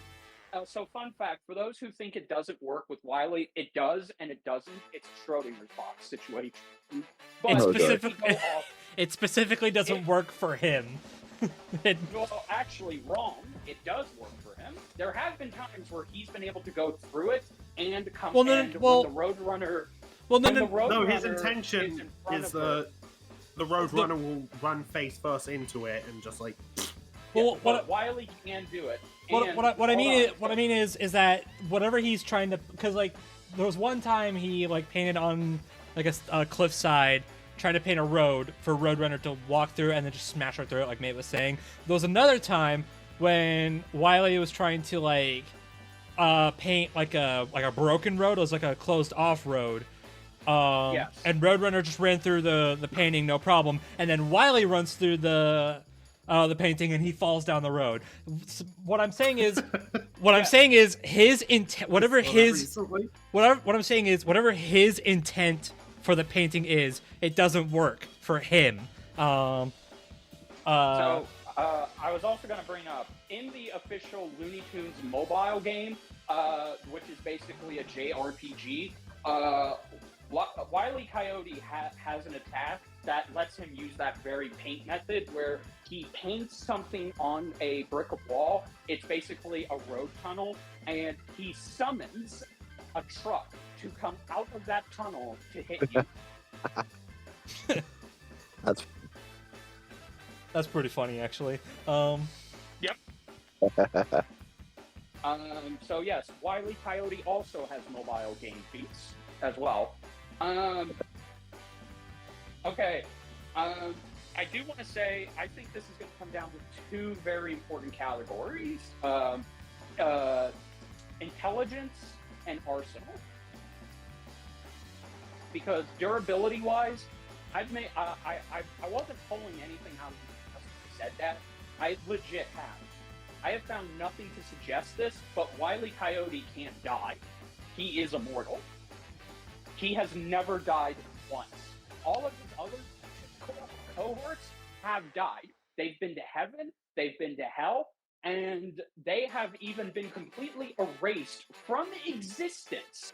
And they were able to appear in the white void that was their universe, but never Wile E. Coyote. And he has been killed, quote unquote, by multiple different things that should have put him in the grave, but he always comes back. Whereas Tom has been shown canonically he can die, but his death is dependent on, okay, he can either go to heaven where he'll have to get more lives, which if Death Battle uses that, then I could see them saying, well, even though Tom will go to heaven and just get more lives anyway, that's still a victory in Death Battle. So or he could just get kicked out of hell. Yes, or kicked out of hell. I wanted to save the joke, but imagine being such a piece of shit that you get kicked out of hell. Yeah, no, that's the funny thing. You heard what I said about Australia, didn't you? Now the first thing I want to say, they even mentioned this in the preview. The episode where Tom actually goes to heaven and finds out that he's not allowed to get onto the train that boards to heaven unless he makes up with Jerry. If not, he's going to hell. That actually can't be used because it was a dream sequence. I wondered about that. And I saw that in the preview too. I was like, okay. This is an odd example. This doesn't take back. I think they just wanted to make the heavenly puss joke. I think so too. Yeah, you're probably right. Which is more than fair. That doesn't take away from Mate's argument that that Tom can still go to the afterlife and get more lives. Or just get kicked out of it. Doesn't that happen in like a game? Like he goes through hell and has to get his lives back or something? Heaven. Well, whatever. Yeah. Yes, it does. I believe it's a GBA game. I could be wrong. That's what it looked. That's what it looked like. Yeah. So this comes down to intelligence. I think this comes down to speed, intelligence, and arsenal. Because I do agree that, their strength and durability are pretty much the same for the most part. Now, but arsenal and intelligence is probably, I can guarantee this isn't going to be a draw. No. I don't think this is a draw. There is a winner here. And even if it is, I think we should think about it from a perspective that it's not. Yes. So like we need to pick someone here. Yes. Yeah, don't just say draw and be a pussy. Exactly. I see what you did there. Okay, so when it comes to intelligence, Mate is correct. Mate actually brought up something that not a lot of people do. Tom is actually pretty book smart himself. He has made inventions and he has been able to create ways to capture Jerry. It's just most of the time he uses his instincts. He just uses he is just genuinely outplayed. Yes, that too. Also, like, I know Wiley has this too. Like, they both have like computers, and Tom has like a smart cap that like gives him all the knowledge in the world. Yes. So they can both like boost their intelligence. It's true. I think in terms of a base intelligence, so Wile E. Coyote is so smart that he's able to just build things out of, to quote Jeff Bridges from Iron Man 1, Wile E. Coyote built a giant mech with bunch of scraps. This is actually true. He did build a giant mech with literal scraps. And he did it in an incredibly fast way.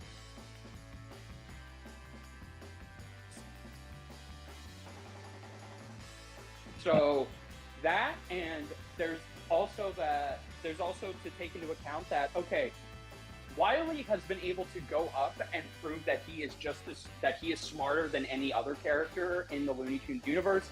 He has outsmarted Bugs Bunny, and Bugs Bunny had to use his trickery in order to get away from Wile E. Coyote. Because that's really what it comes down to. Wile is the more intelligent one who has more inventions on hand and has even a variety of different inventions that he can call and summon to his will, like an Iron Man archetype. And I would just think that, okay, his arsenal is just, I'm sorry, I really think this, but he has easier access to his arsenal than Tom does. Tom has to actively find what he needs, whereas Wile can just get it whenever he wants. There's also the fact that, okay, Wile's arsenal is arguably more destructive than Tom's. The most destructive Tom has ever gotten with his arsenal is the laser in the Fast and the Furious movie, where he sliced apart Australia. But yeah, and that was just like built off a whim. Yes, that was just built off a whim. Wile is building things that are affecting his planet all the way to the damn multiverse. I would like to ask though, because I feel like this is probably something important. Go ahead. I mean, I feel like it's obvious, but like how often is it that like that, you know, that tech blows up in his face or backfires on him? Because that could be an important thing. Because like, yeah, it's like, I mean, he has all this stuff, but like, you know, if most of the shit is gonna like, you know, blow up on him, like.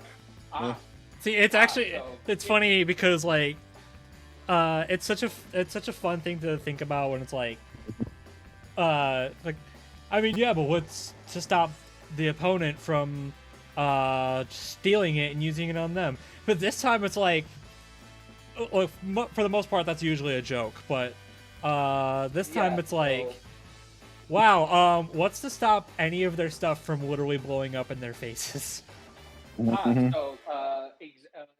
As I pointed out, and I have various panels to prove this to be a fact. I actually also have like a couple things to mention in that regard. All right. Okay. Well, So just well, real quick. Well, I Real will go quick. first, then you can do that. Yeah. So real quick, as I've mentioned earlier on, Wile's inventions only backfire most of the time when it's the Roadrunner or someone like Bugs Bunny. However, when he goes after other people, they actually work. They have one time, Daffy Duck, who was an Acme Corporation salesman, gave him a bunch of exploding soda pops and a water gun, and he was selling this to Wile in hopes that it would help him catch the Roadrunner. Turns out it didn't. It backfired on him. But when Wile came back from injury, he strapped Daffy Duck to a table and put him through the same process, meaning that, okay, it is proof that these inventions do not backfire on him when it comes to other Toons. It also works on various other characters. In fact, to go back to an even further point, I have counted at least 5 to 6 times that his inventions actually did work on the Roadrunner. That, of course, being the box, the clones, the universal remote that has stopped him in his tracks, the containment field that he has put him in, and finally cutting the Roadrunner out of the comic and putting him in a microwave. So we cannot use that argument to say that Tom has the ability to just make the traps explode, or Wile E. Coyote's traps will explode on him when using them on Tom, because there is actual evidence in canon, in universe, that this is simply not the case. Hell, Wile E. Coyote has even caught other people with these same traps, and they never once backfire. There's no sign of a malfunction. It goes off according to plan. So this means that if he's fighting somebody who isn't the Roadrunner, his inventions, his traps his potions, his gizmos, all of them, they can work. Fair play. Okay. What about Tom? All right, mate. And Yeah, something I but- kind of want to bring up. I realized this because I thought it would be hilarious. I mentioned earlier that Tom can animate inanimate objects. Mhm. And by that I mean he can actually give them sentience somehow. Like at one point, he was messing with Jerry on a pool table, and, you know, with the pool cue, hits a line of bulls. They chase after Jerry like a goddamn snake. Hell, at one point, the 11 bull even squints like it has an eye. Why? Just why? Because it's cartoons, ZDogg. Fair Basically, enough. Fair enough. Carry on. there's also this time he fired a bunch of fireworks at Jerry. Jerry was able to outmaneuver them. Tom whistled, and the fireworks stopped. And when he pointed at where Jerry actually is, the fireworks went after him. Jerry, not Tom. Yeah. Mhm. Yeah, so it's not limited to physical, like, objects. It can even be, like, energy from a firework or something. Right. And I mentioned that magic ring. Yeah. That can do the exact same thing. Oh, lovely. Yeah, so he has multiple methods of doing it. Mm. Real quick, so does Wily. Wily can also create life. He created an actual Frankenstein, and he can actually control and bring objects to life, such as bullets. He was able to make the bullet chase after the Roadrunner, catch up with him, and then the bullet was sentient, and it gave up, and it just dropped on the ground. I'm judged for this. And then since Wily is a certified magician / witch, he also has a sentient broomstick that can also do that too. And again, he can even Funny you should say transmutate that. other things. I was about to say, doesn't Tom use magic too? I was gonna say, Yep. I remember. Yes. He's got multiple wands, a magic hat, and of course I mentioned that ring. Okay. Is Tom immune to hypnotism? He has resisted it, yeah. Okay, thought so. Okay. Okay, well, Alright. okay, I'm just gonna go ahead and rip get the giant elephant out of the room. Okay, Yeah, go ahead. literally, how the hell are these two going to kill each other? All right. I guess I'll bring it up. It's time.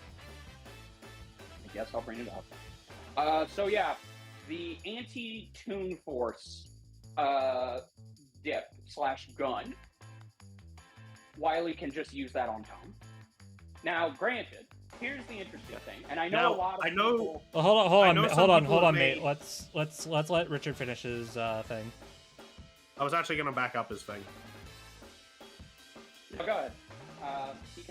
He can. Go ahead. Okay, go ahead. Yeah, so there is the argument that because it rewrites Looney DNA and Tom isn't a Looney Tune, therefore it shouldn't work. And yeah, I have seen that interpretation be brought up.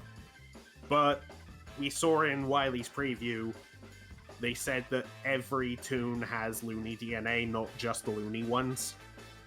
Yeah. Okay. So we know they're going with the interpretation that, like, all cartoons have it. Yes.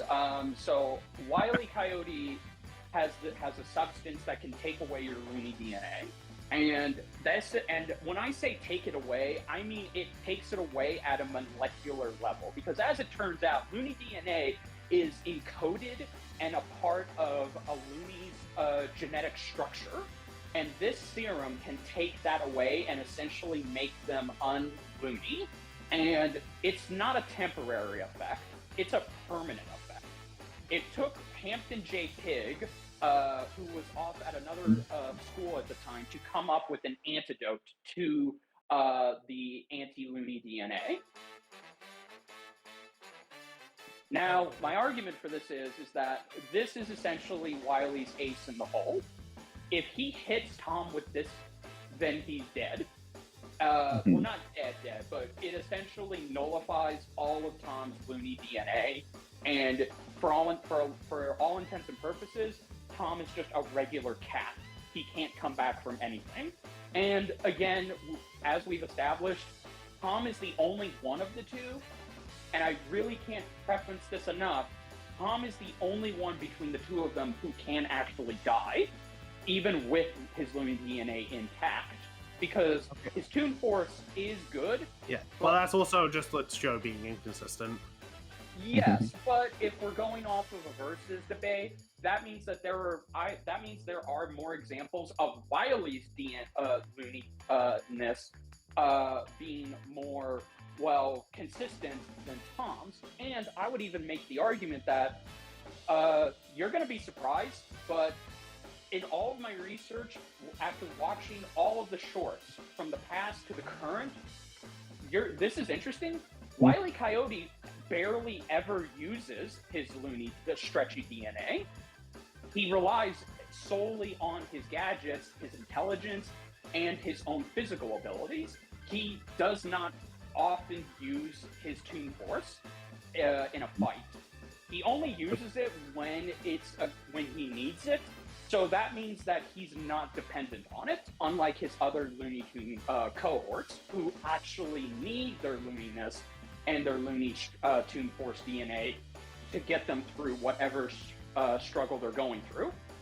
And then there's also the added fact, and then there's also, once again, the added fact that unless somebody can find something that debunks what I'm saying, Wile E. Coyote is immortal. He can't die. You can't kill him. You can try. He can breathe in space. He's been in space multiple times, sometimes for days at a time. He is straight up unkillable. Okay. Even Marvin the Martian couldn't kill him. His willpower is even stronger.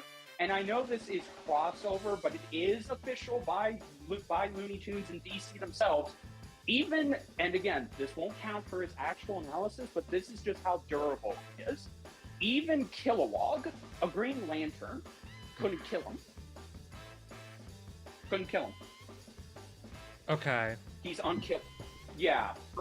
I have a question about this, if you don't mind.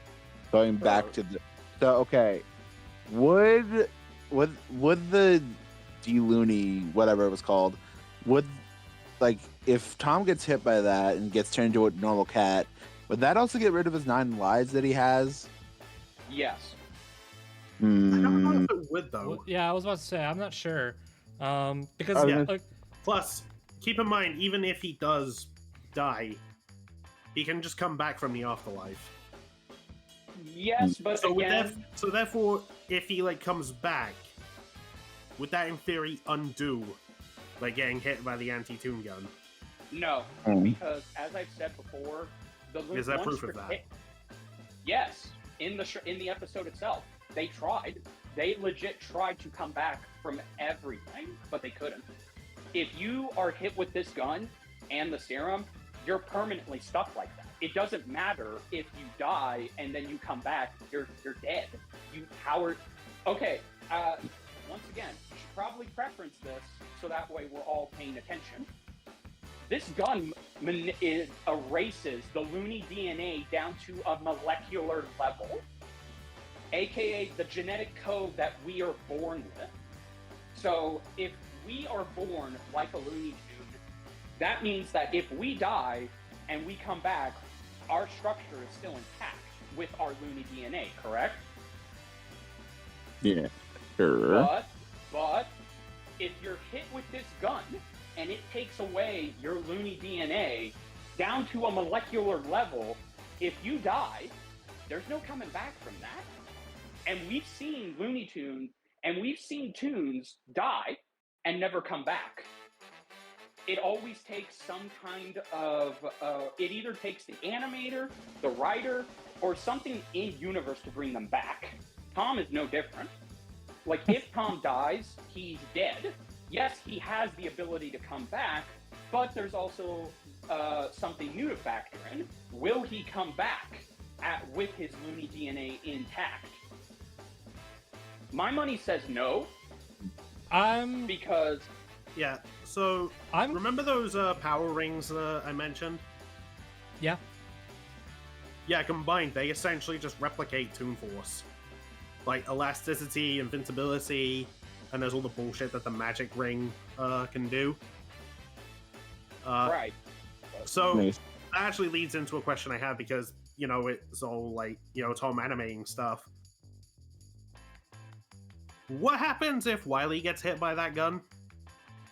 Oh, simple. Wily will just stop what he's doing because he can freeze time and he can just undo it. So can Tom. No. Well, okay, Richard. I'm guessing what he's asking is, what if Wily, like, say Tom gets hypothetical. Like, say Tom gets lucky. Like, say Tom's put at the advantage, and he successfully hits Wily with this gun. So, okay, first of all, Wily has the antidote, so he would drink it and he would be fine. And I can make the argument that since Wily is faster on a base level, he can dodge it. He straight up dodged lightning and it has basically gone through FTL things. The gun essentially is a ray. All it takes is one shot, and even if the gun is destroyed, Wily also has a vial on him at all times, so all he has to do is just douse a little of it onto Tom, and then Tom is basically nullified. I would also like to make the argument that because Wily is faster in a base level, what's stopping him from just taking those rings off of Tom's fingers? Because we know he's fast enough to do it. I mean, the whole Magic Ring movie, people are just trying to take the ring off of him or Jerry. With which not also, great success. Which also leads me to my last thing. Once again, Wily has all of Tom's weapons are solely they're essentially like Master Chief. It all depends on how lucky he is to have them. Wily can have any of his weapons at any time, at any place he wants. Dude, that's just Hammer Space with cartoons. No, but what I'm saying is he has a computer that can just summon them. He has both Hammer Space and he has a way to get them. So he has two Tom ways. has Hammer Space too. But he doesn't have a way to get or control where he gets his weapons. In all the Tom and Jerry cartoons, have you ever seen him have you ever seen him just take what he needs immediately as it comes to him? Yeah, he's pulled stuff out of nowhere before. Why would this be any different? So basically what I'm trying he can even just pull them from his imagination. Okay, he can pull them from his imagination. So again, I would say that he's very limited. That's basically my argument. Well, if his limit is imagination, that's not really much of a limit. Yeah. In terms of physical weapons, it is. He has to rely on his imagination. Okay, but then doesn't that make Wily more limited? Because as you said, he needs to get to a computer to summon all his stuff? No, he doesn't need to get to a computer. It's basically, he has the computer inside his pocket at all times. He can just bring it out whenever he wants. Yeah, just like Hammer Space, which I've been saying they both have. Alright, guys, let's chill for a second. I'm starting to get a little worried. This is getting a bit much. That's okay. Like I said, to just bring it all back down to a chill place, the Looney DNA gun is basically the ultimate weapon that will put Tom down, and I'm under the belief that Tom can't counter it. If he gets hit by it, he's done. Okay. Okay. Well, he can't counter it. All right. Cool. Now I want to ask Mate. We've been talking a lot about Wily. What is the? Yeah. Do you think Tom has anything that can put Wily down?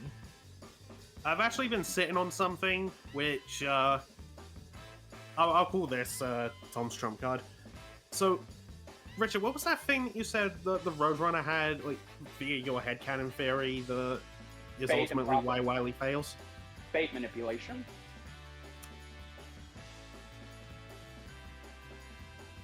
Tom has that too. No, of course he does. At this point, not even surprising. But go on. Let's see. It's something called the Star Elements, which both him and Jerry are bestowed. Let's see. It says here, according to the legend, they make prophecies in their lives, and each prophecy means the future trend. These prophecies have always come true, and not a single failed. Just out of curiosity, this means absolutely nothing. I'm just curious. Is this from Chase or is this something else?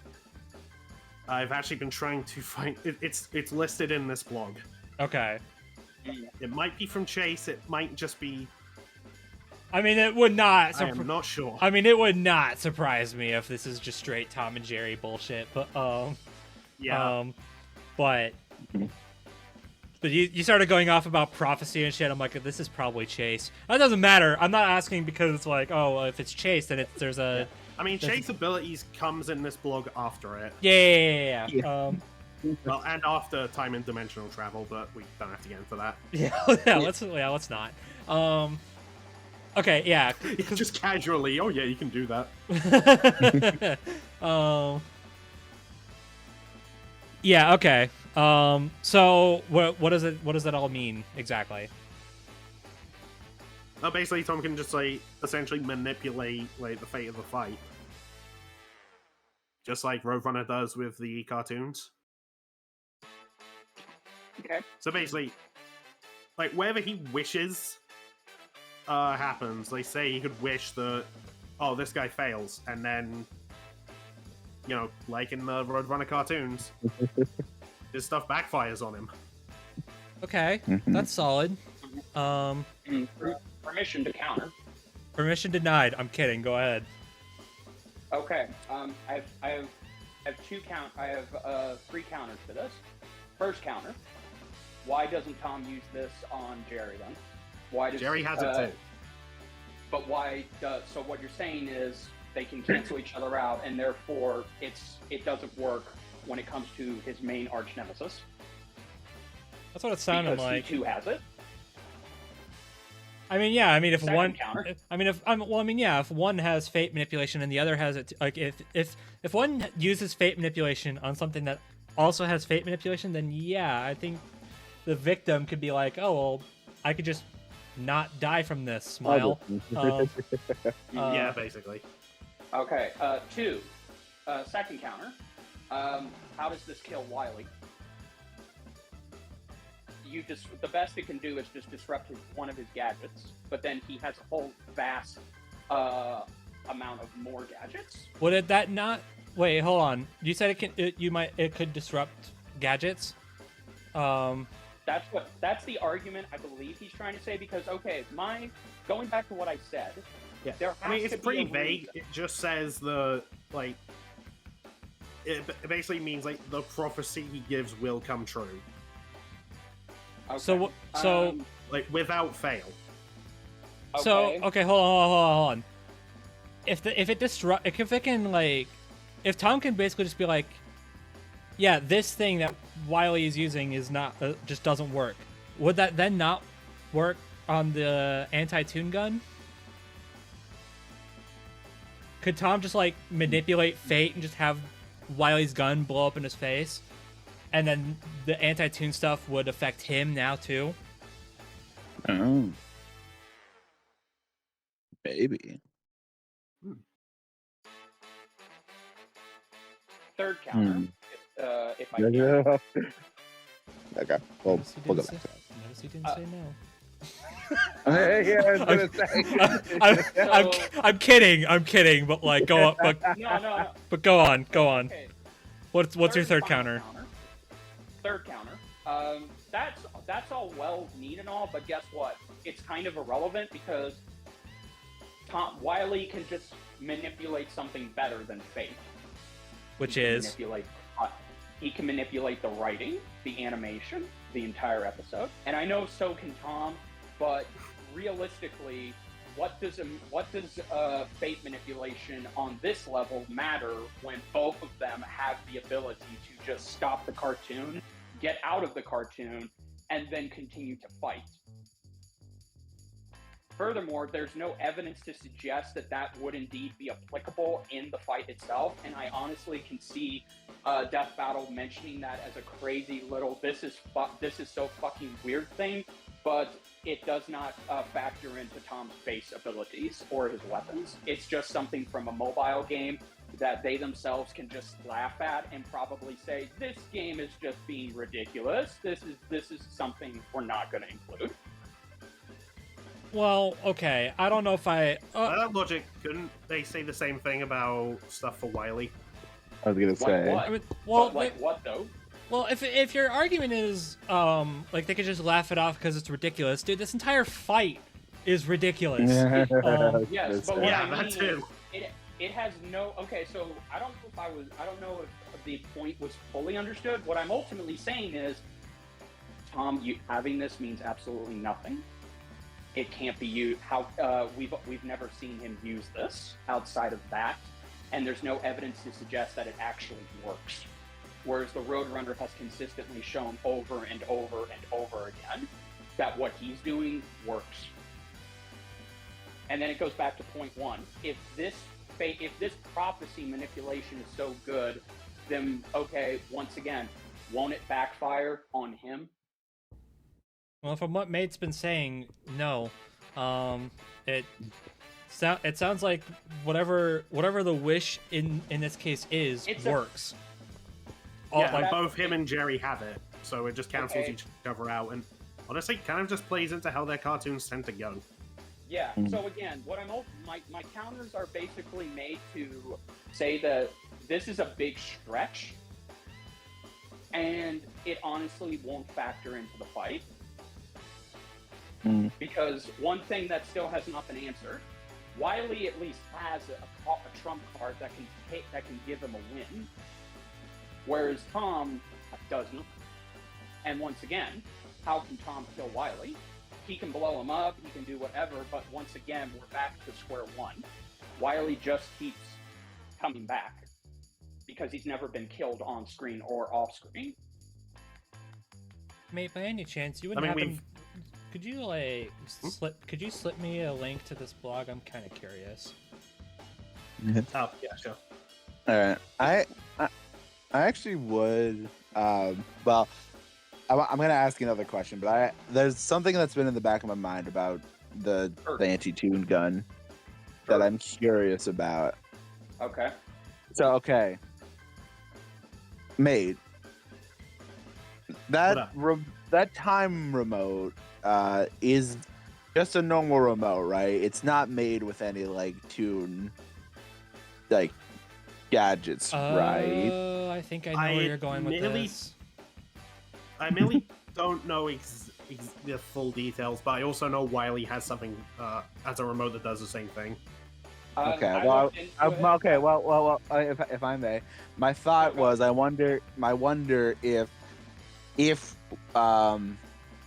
Tom were to get hit by that, I wonder if he could use the remote to rewind time before he hits it, if he gets hit by it, and now knows to avoid it. If that, that makes sense to me.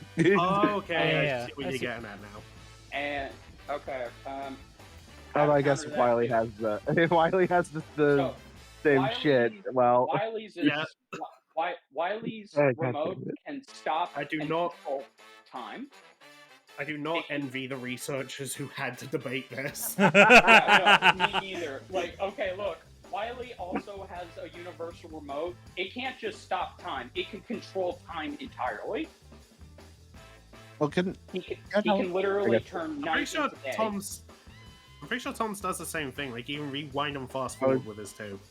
But it's on. Yeah, but it does. Okay, so it's a time-stopping remote, but it doesn't allow him to alter time and space. What I'm saying is that it allows him to rewind and fast forward through time itself, but Wily's can actually alter space and time. Okay. So Wily's is superior, is what I'm trying to say. Okay. So well, So hypothetically, let's say Tom stops time. Wiley has actually been shown he can move and stop time. World on Okay, the Teasers. So even if like he uses it to avoid getting to not get hit by it, Wiley could still Fight with affect it. time. Yeah, Well, Wiley is immune to time shenanigans.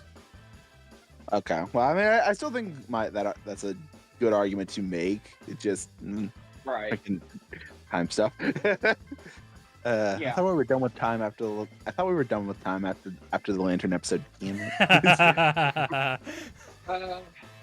Okay, so I'm doing Okay, so I'm doing some digging right now. I can confirm this whole fate manipulation thing is from Chase. Oh, it is. Okay. Mhm. I'm just trying. You guys can keep going. I'm just like trying to get this shit figured out. By the way, Yeah. This- But May, do you have anything else to like? Any other like? Well, there is this thing in the blog that I just find funny. Feet. Found a needle in a haystack. Brackets, lol. Oh god. I want. Okay, whoever made this blog, I'm glad they had fun. Like, There you go. making it. I want this. I might need to see this. Honestly, like even though both of them are probably like a lot smarter than you might think, I still want a joke disadvantage in this to just be dumbass for both of them. Equal dumbass. Okay. So, Okay, wait. I do want to add. I'm trying to think. Does Tom have anything like? Okay, we'll say. Is there anything Tom has that Wiley hasn't been shown to have died from? I'm curious because that might also be like if it yes he's more from everything he has survived in his cartoons. But if there's something Tom has that has been. If there's something unique that Wiley hasn't died to in Looney Tunes, maybe that could have helped us here. It's been it's impossible. I guess what's a good example? I guess if you I don't know, something like the doctor's gun is whatever. Oh, like the DMAT essentially. The DMAT, yeah. If there's anything unique that Wiley hasn't been shown to be executed by. I don't know. Well, shit. Well, that being said, Tom and Jerry have crossed over with a lot of people. If they crossed over with Doctor Who, and Tom just stole the DMAT. I was just trying to use that as Maybe an a different example, story. but We're also not playing crossovers, so yeah, I was just trying to use an example something that's not that wouldn't be in Looney Tunes to be equivalent to. You get it. yeah. So I will say, in terms of the anti-toon gun, how I want the climax to go. Mhm. Let's say something happens and they both get hit by the liquid at once. So no matter who wins, it makes the ending more intense. That'd be 'Cause nice. It's both have had their Toon Force taken away. The next big hit will kill. Yeah, that'd be cool. Possible. It's possible. Okay, so question, and I can't believe nobody has asked this question. How good is Tom? Has Tom in his cartoons ever rewrote the animation to be in his favor? We know he can break out of the fourth wall. We know he can enter the real world, but can he manipulate his own episodes? Let's see. Because then I just found manipulation. Because then I just found the definitive answer on why I think there's a winner here.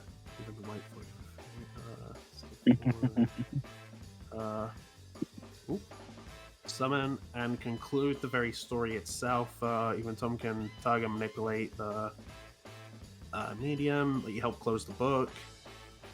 It's been done by himself before, as well as cases where Tom and Jerry interacting with the narrator. Jerry directly messaging him.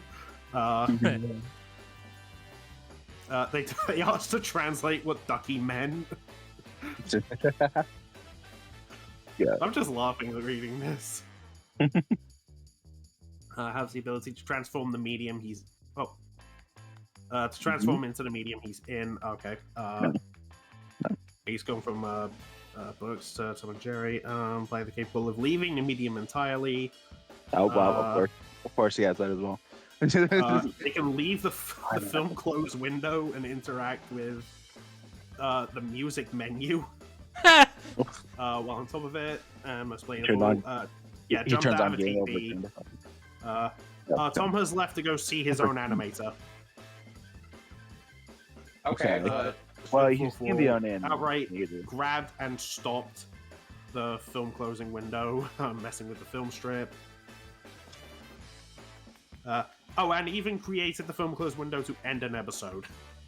Okay, so it sounds like Tom has the ability to basically alter the episode and even prolong it, but he can't actually...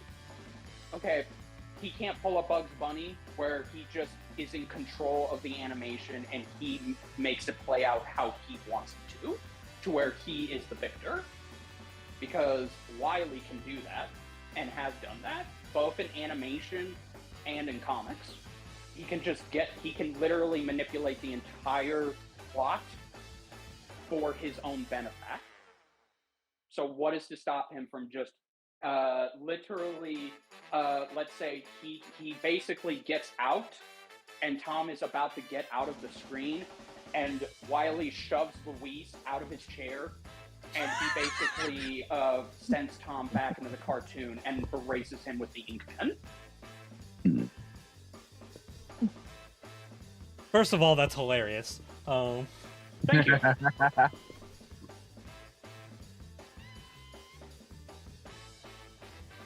I'm actually watching through the example they gave for Teasing the animator. Yeah, because that's it. Like, if Tom does not have that, then there you go. Wily wins. That and the anti-Toon Force serum are his biggest trump cards. Yeah, couldn't he just keep jumping out of the animation and just interacting with Wily, the animator in this case? So here's the thing. Tom can exit the cartoon, but that's not my question.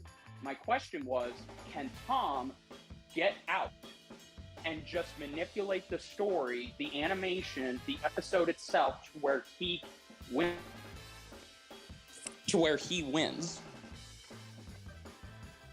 Can he do that? Yes. I mean, it doesn't sound like he can do that, but if he can, like, jump out of the animation and interact with Wily, he can he could probably stop Wily from screwing with the plot. Even if he can't. Does this mean we might actually get them jumping out of the fight and beating up Wisdom Boomstick? Yeah. That would be hilarious. Yeah. But what I'm saying... Oh, they rip off his shotgun leg and shoot one. Oh, God. Okay. To pull a Deadpool, Wily can just do a fourth wall within a fourth wall. Those are his powers. So Tom can't do that. Tom's done the same thing. In this case, I mean, he can't manipulate the animation. Like, at one point, when Tom and Jerry decided, let's stop fighting, let's be friends, they go to a movie theater and watch Tom and Jerry. And it's the episode where those two and Spike the dog call a truce. Yeah. Yeah, and now we know how that episode ends. Like, they tear up the contract, start fighting again. Yes. So, the Tom and Jerry that are watching that in the theater, they start laughing at each other's misfortune, which then causes them to start fighting in the theater.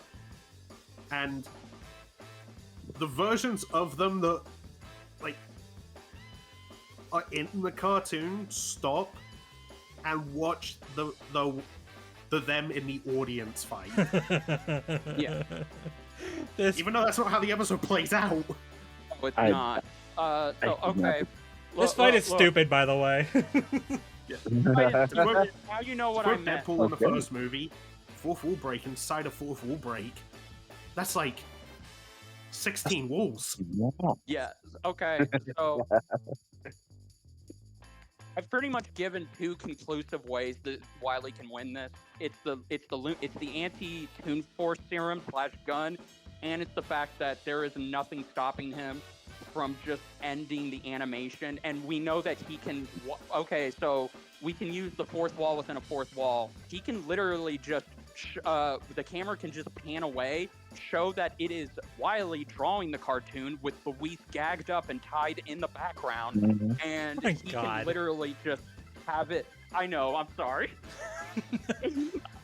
I honestly wish Louise was here so I could shoot these at him. I'm pretty sure he would get a kick out of it. Well, I mean, by this point, the animation's already done, so meh. Yeah, I know.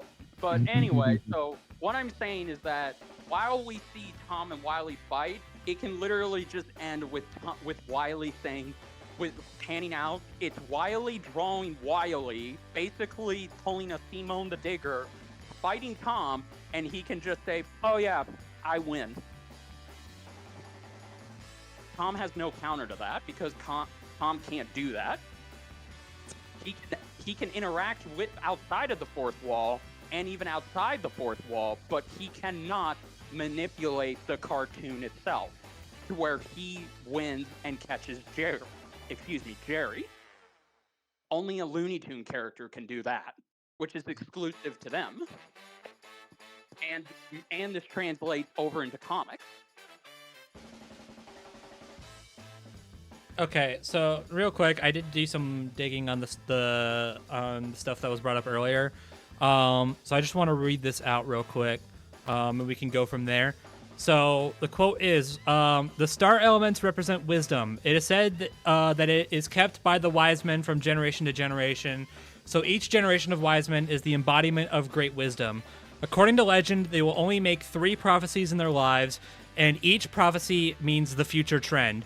These prophecies have always come true, and not a single failed.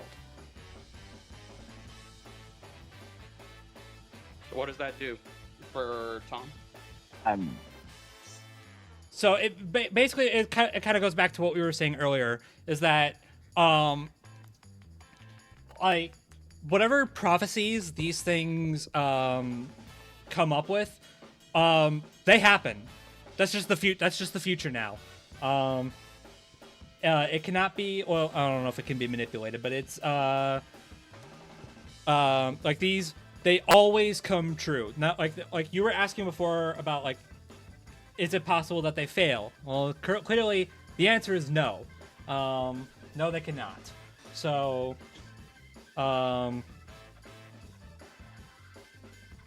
so I guess hypothetically, this is a hypothetical here.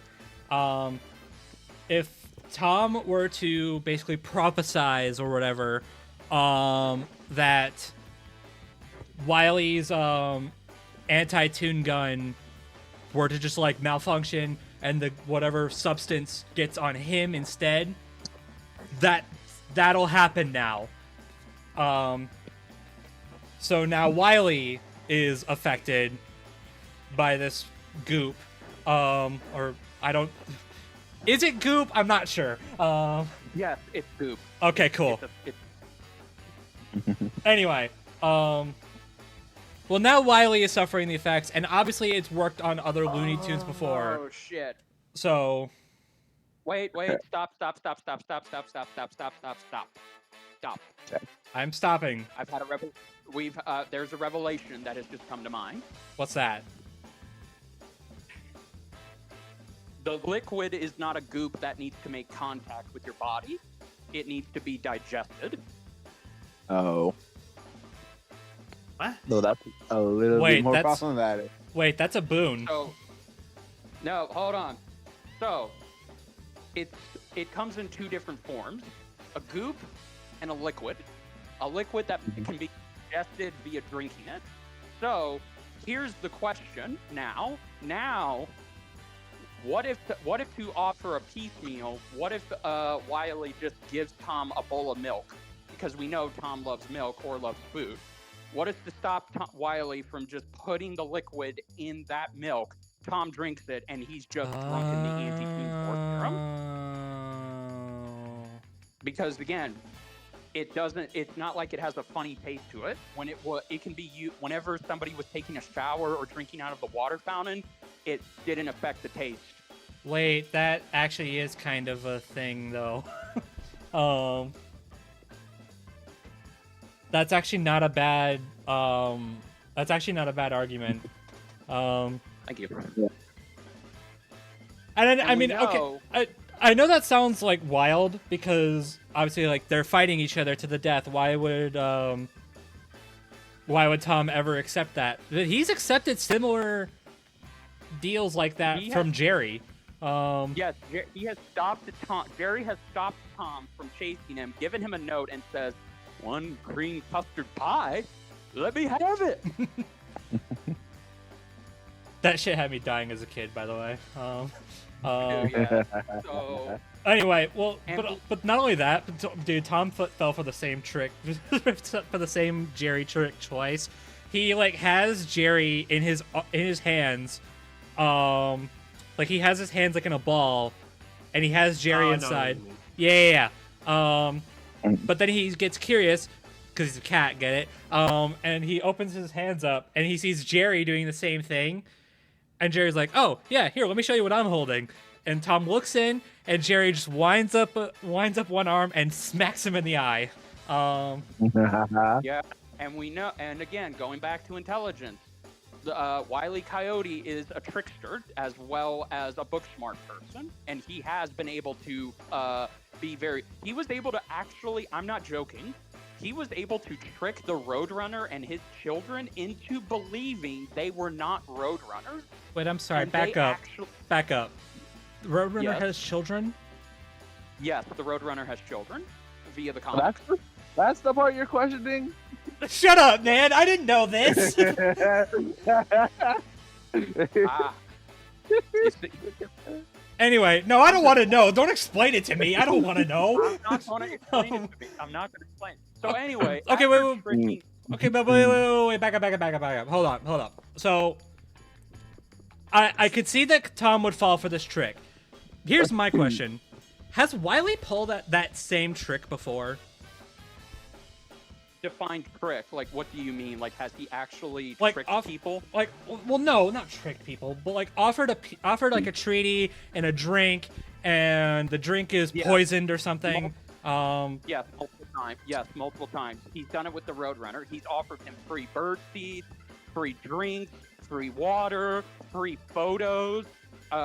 Yes, he has. Pretty sure Tom's done the same kind of thing too. I mean, that's Yes, but okay. Great. But that's not the argument. The argument is that Tom is too gullible. Tom is very gullible and would fall for that trick. I mean, I'm sure. And there's never been any evidence to suggest that he can't. And once again, Okay, Wile E. is well- a super genius.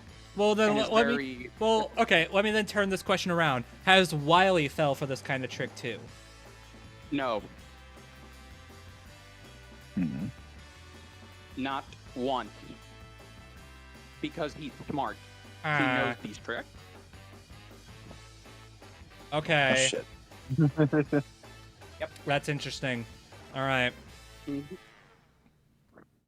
Okay. Well, anyways, we need to wrap this up. So, Yeah, we've been so- going. Okay. I know it, like for this particular session, it doesn't feel like we've been going on for a while, but remember, this is one video. So, Yeah. Yes. Okay. Well, first Alright. of all, I would just like to thank your only mate for giving me another great debate. He did a great Yeah, job. you and I got- think yeah, he deserves a round of applause. Yeah. yeah, you guys That's both above did. you. Yeah, you guys both did really good here. First of all, I just want to say that. Oh, please, if you think this is a good debate, check out Lad's debate. Hey, wink, wink. Yeah, especially one that I might. Yeah, especially one that I might have been involved in too. Yeah, I'm kidding. No, but no. Seriously, Anyway. happy to. So, all right. So let's. I'm assuming you guys don't really have. I'm hoping, God, you don't have much else to cover. I have no, Your Honor, I have no closing statements. I Okay. rest my case. Thank I've you. Alright, literally mate. just been waiting for this to end. Okay. Yeah. So, All right. all right. Then we need. Then Oh, we need to make a judgment call. Actually, I am curious. I mean, I God know. dang it, ZDogg. No, let him Okay, ask. no, let him I- ask his goddamn question. Okay. No, sorry. I am actually curious, mate. I mean, I know there's an entire podcast. Is mate, what are your 2 cents on who wins? Because I know Bane gave his 2 cents last time, but I'm curious. What are your 2 cents on who wins, mate?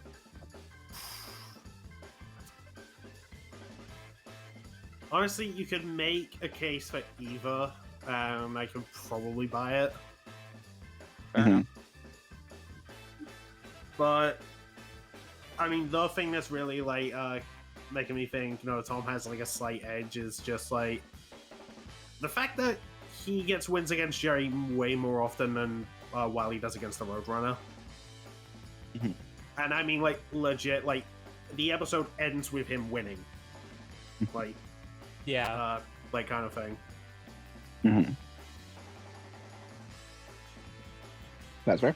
So you're going with Tom. And, like, yeah, there are basically. different ways he could, like, disrupt the anti-toon gun and turn it against Wily, which would actually fit just how Wily's cartoons go. Yeah. But, I'm just gonna go with Tom because, like, in general, I just kind of prefer him. That's fair. Fair enough. All right. Richard, let's, I'm guessing you're going Wily. Yes, I've brought up good evidence. It's not okay. Look, just real quick. It's not just because of the evidence that I've brought up that says he can and should win more times than not. It is also due to one universal constant. This man, this coyote, needs a fucking W. Bad. I don't think anyone can deny. Yeah, I don't think anyone's denying that. I don't think anyone's against that. Yes. I have faith in the Wily that I have faith in. Well, Warner Brothers aren't giving him one. Damn. No. So, look, if he can get his movie finally out, then I think, by all accounts and all logic that I've presented to the court here today, he can win a death battle. The court. God damn it. Anyway. All right. ZDogg, do you have a pick? Okay. Honestly, this sounds like sounds like we're gonna have a back-to-back close as hell death battles. Because The closest. there's a lot of things these two can do. It sounds like killing them is gonna be a bitch and a half. My gut feeling though, which is weird because it feels like I'm going against the common consensus. My gut feeling is Wily because not only does it sound, I don't know, it sounds like even though it sounds like Tom does have counters to the anti-toon gun, it just sounds like more consistently. I think you can make the argument that especially if they're even in like physicality, and if Wily's faster, I feel like the argument of the anti-toon stuff working on him and being fast enough to like get it on him is more consistent than any of Tom's win cons. Even though Tom does have a lot of them, but I think for this I'm gonna side with Wily winning. Even though it sounds like it's going to be difficult as hell for both sides. So, still debated well, mate. Okay.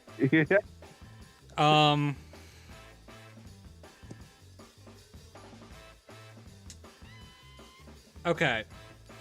So, I do think the star elements thing is interesting and could potentially cause a boon to the anti-toon gun.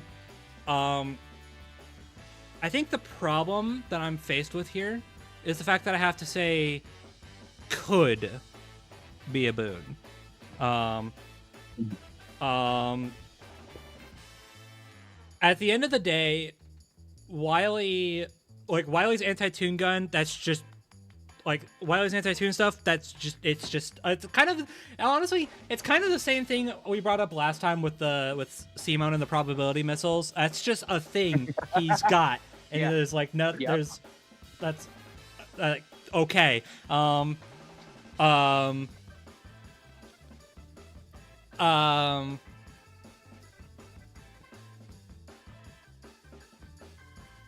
And if Wily is faster, then I think it's probably more likely for him to land that than for Tom to be like, oh shit, he's about to shoot me with a gun that will get rid of all of my powers that I definitely know that I have.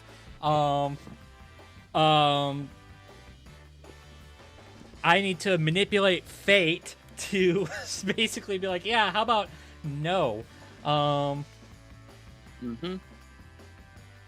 So I think I'm gonna have to side with Wily too. No, May, you did bring up a lot of good points though. So good job. It's just gonna be a difficult one to decide, no matter what. So, Ian. Oh, Yep. that's weird. 'Cause I feel like the common consensus I've heard is Tom winning, but Yeah, well, Wily is just see essentially what the happens. underdog. We'll see what happens, I guess. So. Yep. All right. I All do right, think I'm gonna go. I do think this is like crazy debatable though. If like Yeah, no. like spin it another way, I could very easily see an argument for Tom to win. Exactly. Yeah, no, like it was like I have Yeah, to like- tell you. You It could was- make a good case for either, and I will probably believe you. Yeah. Yeah, no, like let me just say this. I love both these characters. I've grown up with both these characters. I still love them, and I still am happy that they can get content wherever it exists. I mean, as we're recording this, WB China is releasing a fully CGI theatrical movie of Tom and Jerry with Warner Brothers assisting them. So, and then again, you have Wily getting his movie. So the love for these two is still strong today. Yeah. That's good. But I do understand why people were afraid this was going to be another Scooby Courage. No, not like, you know what's crazy? This is one of the most closest and debatable matchups we've had of the independent era, and that's kind of scary. And we literally just had Simone Kyle. Yeah. Fuck. Funny how that works. Uh-huh. All right. All right, Well, cool. Only time will tell then. Yes, sir. Only time. Yeah, Um, let's call it. all right. All Well, right. with all that being said, thank you for watching. I'm sorry we kind of like made this episode a little weird, but I think you Yeah. understand. For It's Wily versus Tom.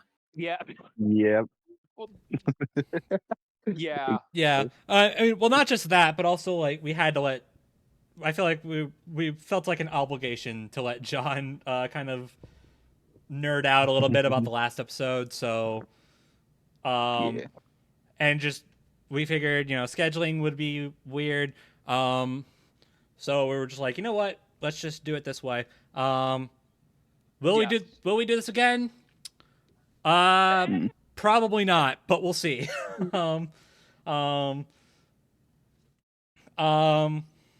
I kind of liked it better, honestly, if I'm being honest. But Yeah.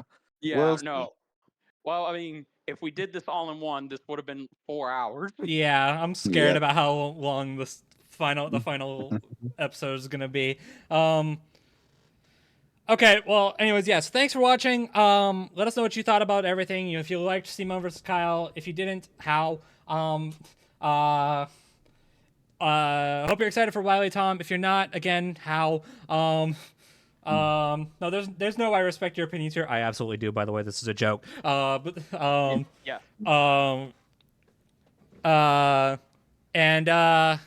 Yeah. How melted is your brain after this? This is Looney Tunes with Tom and Jerry, everybody. This is not some like cosmic tier anime characters or anything like that like we got last time. No, this is freaking cartoon characters. Like you never would have expected this. But here we are. So yeah, with that being said, thanks for watching. Hope you enjoyed, and we're gonna go get some sleep now. So Yeah. Also, free plug. Watch the Return of Nerdbender on Mate's channel. Do it. Yeah, Nerdbender has come back. Yeah. Yeah, and you can listen to Richard and be like, what? How does your brain function? You don't want to know. After this episode, I don't blame you for your brain not functioning. he had to work on freaking Oh, no, this Wiley was stuff. pre that. No, this was pre this. Like, but then Oh again, god. yes, then maybe I can use the. It was because of Wiley versus Tom, Your Honor, and it made my brain scramble. Sure. That's Sure. no excuse for not knowing Hawaii is part of America. My education system was built Okay. differently, Your Honor, and it failed me. Oh my god. Either way. Yeah, go watch that. Either and give us way. a report. Yeah, go watch that. And yeah, so thanks for watching. Hope you enjoyed, and we will talk to you all in the next episode. Bye, everybody. Geronimo. See ya. Bye-bye.